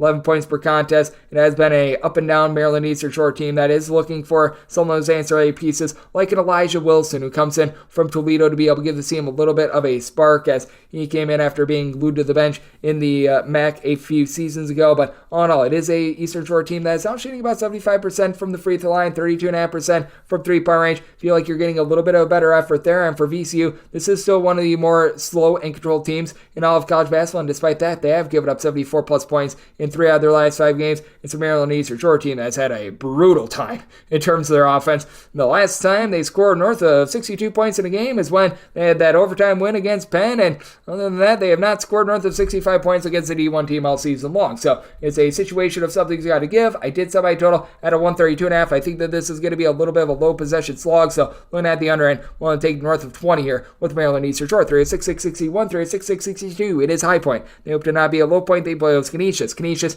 does find themselves as a 6.5 to an 8-point underdog. Your total is between 151.5 and 152, and I did set my line at 8. So here at a 7.5 or less, I'm going to be willing to lay it with High Point. High Point has done a really nice job of being able to up their offense. This is a top 30 team in the country. In terms of points scored on a per possession basis, they bring back Abdoulaye Thiam, who was one of their top scorers from a season ago, but on top of that, they brought in someone like a Kamani Doherty. He comes in from Mississippi State. He's done a nice job of being able to help the team out down low. He's been able to supply about 8 rebounds per game, something that was very much lacking for the team a season ago, and that's going to be tough against a Canisius team that they do have Frank Mitchell, who's been able to do a nice job with about 9.5 rebounds per game. Nobody else on Canisius, other than Mitchell, though, is really able to give you north of 4.7 rebounds per game. They have a deal with an injury to Taj Savosky really for the entirety of the season, yet they really haven't missed a beat. They've got Yuri Fritz, who's done a nice job at 6'10", of being able to be versatile, 2 assists, 6.5 points per game, doesn't pop threes like his brother Jaco, who's now over at Hofstra, but it is a Canisius team that they've been able to shoot 39% from three-point range. I do think that that's going to be going downward a little bit, and for High Point, they've shot a little bit out of their minds as well. They're shooting about 37% from three-point range, so I do think that we're going to see a little bit of regression here. That said, these are a pair of teams that they've done a nice job of being able to get some second chances. I do think that this is going to also be a game that's going to be close enough for late game fouling. So this is a spot where I did set my total at a 154 with this Canisius team. Big fear that I have is that while they shoot it really well from three-point range on the road, they're allowing opponents to shoot 38.7% from three-point range. So while I do think that High Point perhaps sees a few of these guys go downward a little bit, with them being able to have someone like a Bodu down low who's been able to give you about 6.5 rebounds per game, they should be able to control that part of it. And Duke Miles has been so good with the ball. This is a High Point team that plays up tempo, but they only turn the ball over about 11.5 times per game. Miles has been able to give you 18.5 points,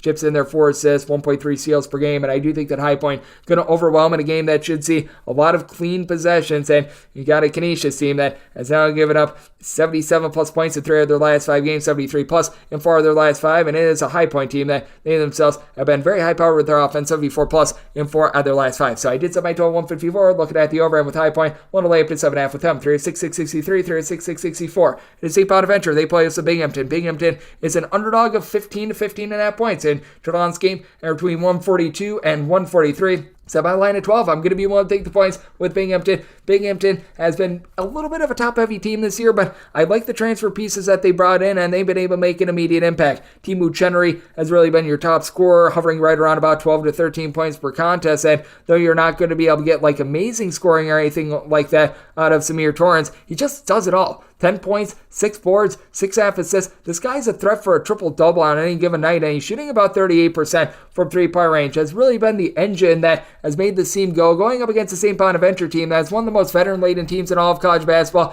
It's a Bonnie's team that they play super slow, so it's hard for them to be able to win these games by margin. They've been able to do a pretty rock-solid job on defense, 79th in the country in terms of points allowed on a per-possession basis. Going up against a Binghamton team that they don't necessarily have ideal size, but I wanted to see a little bit more out of Jan Farrell. Now he's going by some other different name that I can't pronounce, but it is a Binghamton team that, regardless, they've been about 193rd in the country in terms of points allowed on a per-possession basis. With Jan Farrell, he's been able to give you about 6 rebounds per contest. It's been all about the backcourt with this team, though, as Micah Adams-Woods has been the main constant, shooting 51% from 3, which should see some regression, 15 points per contest. When Charles Pride has been out there, he's been able to deliver about 12 points per game. He was dealing with a little bit of an injury towards the back half of November into December. Just got back out there against Florida Atlantic and didn't look like himself with only about 6 points. So So that's something that does have you a little bit worried. It's a Binghamton team that has been able to do an okay job holding up with their defense recently, giving up fewer than 70 points in 3 of their last 5 games. And for the Bonnies, their defense has been stout. 65 points or fewer surrendered in each of their last 5 games. But you do have to fear after they scored just 54 points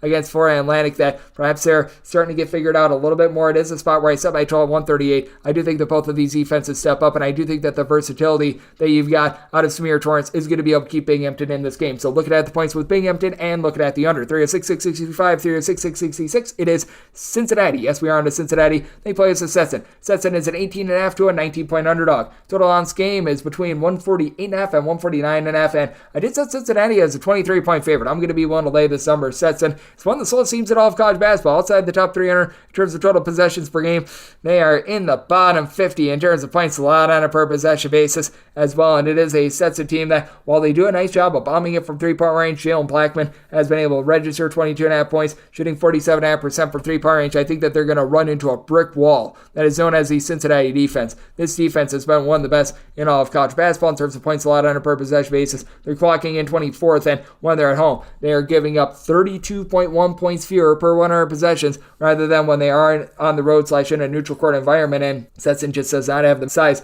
to match up with the likes of Aziz Fandango, Victor Lakeen, who are both able to give you 6+ rebounds per game. Aben Gasterse has been able to give you about 7.5 rebounds per game, and for Stetson, they are shooting about 37% from 3, and they also do a nice job of being able to get to the free throw line and hit those free throws about 81.5%. It's charity stripe, a big reason why is Fon Swenson being able to give you 5+ assists per contest, but we've seen him have quite a few turnover woes this season. It's not a Cincinnati team that necessarily does an amazing job of being able to generate turnovers, but they just force everything to the inside. They push you out off the 3-point arc with having so much size along the perimeter with someone like Simius Lucasius, who's able to give you 3+ assists per contest at 6'8". He's done a tremendous job being able to force things to the inside to those bigs, have done an amazing job of being able to pound the glass, and I do think that with the Stetson team having just absolutely nothing to match up down low, they're just going to be in a position where they're in a bad matchup and they get destroyed. I did set Cincinnati as a 23-point favorite. I'm going to be one to lay the number, and did set my total at 147. I think that this is going to be a low possession game where Stetson really struggles to find any sort of offense against a Cincinnati team that is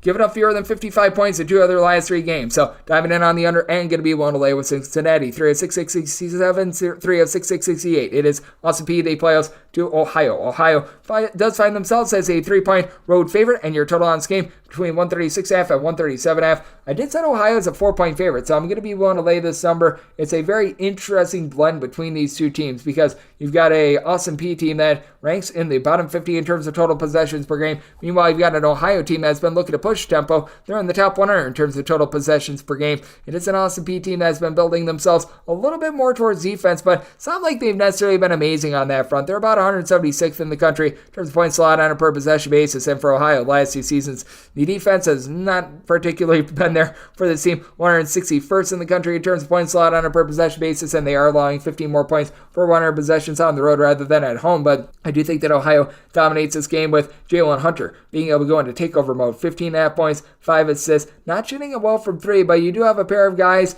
in AJ Clayton coupled with what you're able to get out of Quinn Cornell, who are both shooting at least 50% from 3-point range. With Cornell, he's been out of the fold throughout much of the season, but has been able to emerge a little bit more recently in their most recent game against Defiance. Got 16 minutes and he had 12 points, so that was rather impressive. We'll see if he's able to continue that moving forward, and that would be big if he's able to, because you've got Sharif Mitchell, who comes in as a former top 200 recruit from Creighton, Elmore James. These 2 guys have been very nice in the backcourt, giving you combined about 26 points per contest, going up against an Austin Peay team that's been relatively solid in terms of their perimeter defense, but DeMarcus Sharp last year led all of college basketball in terms of qualifying players from 3-point range, shooting north of 54% from 3. He hasn't made a single 3 thus far this season. He's had to be Mr. Do-It-All. 18 points, 7.5 boards, 5 assists per game, and if you're looking for a way to be able to knock off this Ohio team, it's down low because they don't necessarily have a lot of size now. To the credit of this team, Jordan Wilmore, 7'3" big man, he's finally eligible to play, and he's out there on the floor for Austin Peay, but you do have to wonder what he's going to be able to give you moving forward, because even when he was at Northwestern State last season, he didn't necessarily do a ton, and for Austin Peay, other than Sharp, among the guys that have been actually out there in the fold thus far this season, Nobody else gives you north of 5 rebounds per game. Ansel Emmanuel has been able to give you a little bit more thus far this season, as he's been able to give you a little bit more than a block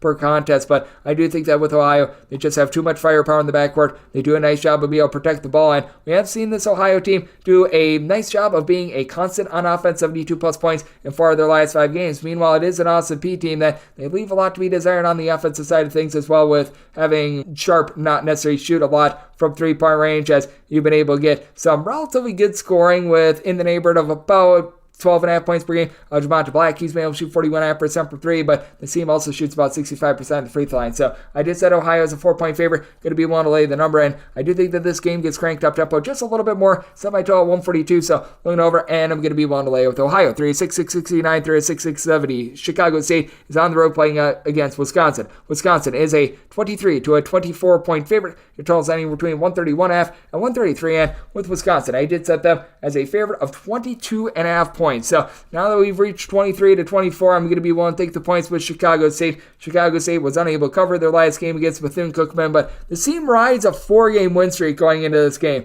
I don't think that they're going to be able to continue on with that, but this is once again a Wisconsin team that has one of the slowest and grodiest in all of college basketball. They've had a little bit of a tough time getting A.J. Storr online from 3-point range as well. Last year over at St. John's, shot north of 40% from 3, just 27.5% from distance this year. He should rise up. No, Stephen Kroll and his 64% 3-point shooting and the 54.3% 3-point shooting out of John Blackwell should be going down just a little bit. And for Wisconsin, they'll be able to control this game down low. Stephen Kroll, Tyler Waller combined in the neighborhood about 13.5 rebounds per game. But for Chicago State, I love Wesley Carden and is one of the more underrated players they're going to find in major college basketball. 5 boards, 19 points, shooting 36% from 3. And then Jayshawn Corbett, he's going to lose the battle down low, but he still gives you 7 rebounds per game. And I think the big X factor here for Chicago State has been the LIU transfer and Noble Crawford. Noble Crawford has done a really nice job down low, 4+ boards in each of the last 5 games, a combined 11 steals in the last 2 contests as well. So he's really been able to hold his own, all while shooting 42% from 3 as a 6'5" versatile player. You've also been able to get right in the neighborhood about 7 points per game out of Deshaun Charles Jr. He's able to help out a little bit in terms of facilitation, not necessarily a great 3-point shooter. And for Chicago State, they do turn the ball over 15 times per game. They go up against a Wisconsin team that doesn't necessarily force a lot of turnovers. They just play it straight up, man-to-man. They're doing a nice job making games very, very slow. And to the credit of Wisconsin, they have been able to get to at least 70 points in each of their last 5 games. But Chicago State, a top 30 team in the country in terms of turnovers forced out on per possession basis, they've given up 68 points or fewer in 4 out of their last 5 games. I do think that this is going to be a game that is going to be cranked very, very low tempo. I did set my total 126.5, diving in on the under of Chicago State. Won't take 23 or more with them. 3-6-6-71, 3-6-6-72. It's Texas A&M playing us to Houston Christian. Houston Christian, an underdog of between 32.5 and 34.5 points. So on this game between 152 and 154. Did set my total 151. Looking at the over, I do think that with Texas A&M, they're just going to do such a good job on defense against the Houston Christian team that is one of the most up-tempo in all of college basketball that they're just going to suck the life out of them. For Texas A&M, in terms of points allowed on a per possession basis, this team has been one of the best in terms of being able to guard things at home. Now, for Texas A&M, a season ago, they were giving up about 7 points fewer per 100 possessions than they have been this year, but this has been a Texas A&M team that has really been through the rigors all season long, and now they get to go up against the Houston Christian team that is shooting less than 30% from 3-point range. Houston Christian has been very lackadaisical in terms of taking care of the ball, 17 turnovers per game. They do have a guy that I like in Marcus Green, who's been able to give you 14 points, shooting 42% from 3, and you want a defense that's getting cooked. How about Houston Christian? A bunch as well outside the top 300 in terms of points allowed on a per possession basis, but I've been noticing in recent games it does feel like there's been perhaps a little bit of a tempo shift for Houston Christian. I think that they're realizing that giving up 90 on the regular is just getting a little bit embarrassing. It doesn't sound like much, but they've given up 77 points or fewer in 4 of their last 5 games. It is a Texas A&M team that has been a bit all over the place in terms of their offense as well. It's been a team that scored 73 or fewer, and now 4 out of their last 6 games, they dealt with a little bit of injury with having Henry Coleman, Therese Radford deal with a few ailments, but Coleman has been able to return, and he's been the top rebounder with 9+ rebounds per game. You've also got Tyrese Radford back in the fold, and you know what you're going to be able to get out of Wade Taylor, one of the best guards in all of college basketball, 18.5 points, 5 assists, hasn't shot it well from 3, and Texas A&M is a bunch that's only shooting 29% from the outside, very efficient, 9.7 turnovers per game, not particularly an up-tempo team of what we've seen recently out of Houston Christian. I do think that this is going to be a little bit more of a controlled game, but that said, for Houston Christian, attrition against Division I competition. They have now scored 56 points or fewer in each of their last 3 games as well. So I do think that a Texas A&M team that doesn't have the defensive metrics that you'd quite think that they would have at this point of the year, they're going to be able to really hunker down there. I did set my total at a 151, diving in on the under end with Texas A&M, made them a 35-point favorite. So one to lay the number and going to be looking at the under. 3 of 6, 673, 3 of 6, 674. It is Auburn, and they play us at Alabama State. Alabama State does find themselves as an underdog of 29.5 to 30.5 points. And total on this game is between 147 and 149. And with Auburn, I did set them as a 29.5 point favorite. 30 plus, I'm going to be willing to take the points with Alabama State. Alabama State has been a nightmare both on offense and defense. They're outside of the top 300 in terms of both points scored and points allowed on a per possession basis. But I do think that for Alabama State, we're going to be able to see a little bit of a rise up here with Alabama State. You've been able to get some good contributions out of the father-son duo because you've got their father in Tony Madlock and the son TJ Madlock, who do a nice job of just really playing in tandem. TJ Madlock has been a little bit of a do-it-all player for Alabama State thus far this season with 16 points, north of 5 boards, doles out 3 assists per game, and CJ Hines has given them some nice support in the backcourt. 4 assists to about a turnover per game while shooting 40% from three-point range. Has been a nice find for this team, and for Auburn, they're shooting it much better from three-point range than they did a season ago, shooting about 33% from the outside. They're only turning the ball over about 10 times per contest, and to the credit of Auburn, in terms of points allowed on a per possession basis, this team is still in the top 35 nationally, but you have been noticing that you haven't necessarily gotten quite as much down low as you did a season ago out of G&I. Broome has still got some relatively solid numbers, 8 boards, 15 points per game, but last year he was blocking a lot more than the 1.6 blocks per contest that he does have thus far this season. Alabama State does have quite a bit of an issue down low. They don't necessarily have a lot of size. Ocon has been your top rebounder with about 6.5 rebounds per game, but I do think that for Auburn, they're going to show a little bit of mercy to an Alabama State team that, to their credit, they've been better on defense recently. 74 points or fewer surrendered in 4 out of their last 5 games. That includes a game against LSU. Had a tough time against USC, but a lot of teams are. And for Auburn, this has been a harebrained team that has been really playing up tempo. The bunch has given up at least 75 points in 2 out of their last 3 games, but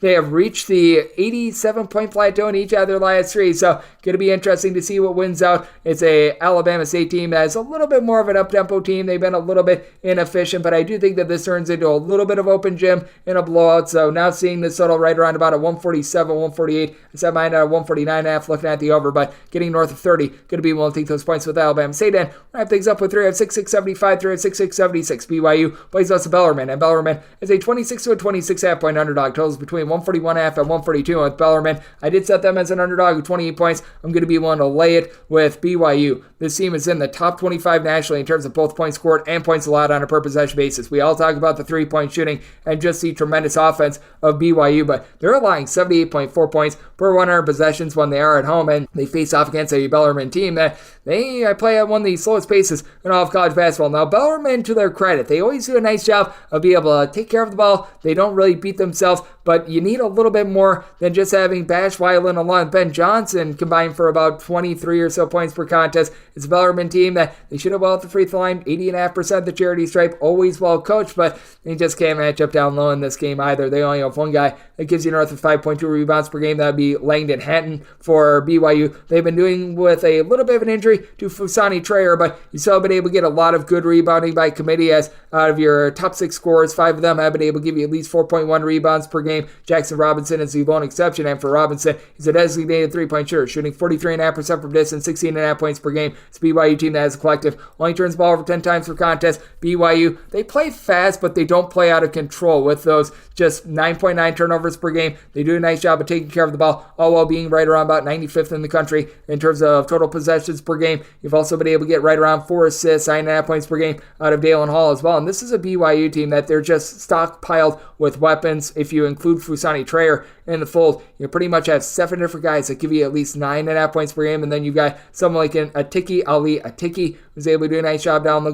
giving you some rebounds. Heck, Ali Khalifa, their transfer that comes in from Charlotte, hasn't even given you a whole heck of a lot. And he's a guy that at 6'11" is able to pop threes. Just way too many weapons for this BYU team going against a Bellarmine team that, once again, smart team. They're just completely outgunned athletically. I set BYU as a 28-point favorite, willing to lay the number. I think that they're going to hit a lot of shots on a Bellarmine team as well outside the top 230 in terms of points allowed on a per possession basis. So going to be looking at the over and going to be willing to lay with BYU, and that wraps things up for the Friday edition of Coast to Coast Hoops, now part of the VSiN Family Podcast. Big thanks to Greg Waddell of Sleepers Media for joining me in live segment. If you do like hearing from this fine podcast, Coast to Coast Hoops, you're able to subscribe wherever your podcasts, Apple Podcasts, Google Play, Spotify, Stitcher, and TuneIn. If you have a question, comment, segment idea, what have you for this podcast, you have one of two ways we offer those in. First one is my Twitter/X timeline at GNN_D1. Keep in mind, letters EM, they mean does not matter, so as per usual. Please do send these into the timeline. And the other way is find an Apple Podcast review. If you rate this podcast 5 stars, it is very much appreciated. And from there, you're able to fire in whatever you'd like to hear on this podcast via that 5-star review. Big thanks to Greg Waddell once again for joining me in live segment, coming at you guys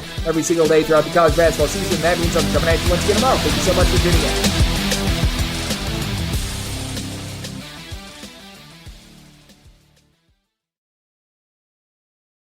If your job at a healthcare facility includes disinfecting against viruses, you know prevention is the best medicine. And maintaining healthy spaces starts with a healthy cleaning routine. Grainger's world-class supply chain helps ensure you have the quality products you need when you need them. From disinfectants and cleaning supplies to personal protective equipment, so you can help deliver a clean bill of health. Call 1-800-GRAINGER, click Grainger.com, or just stop by. Grainger, for the ones who get it done.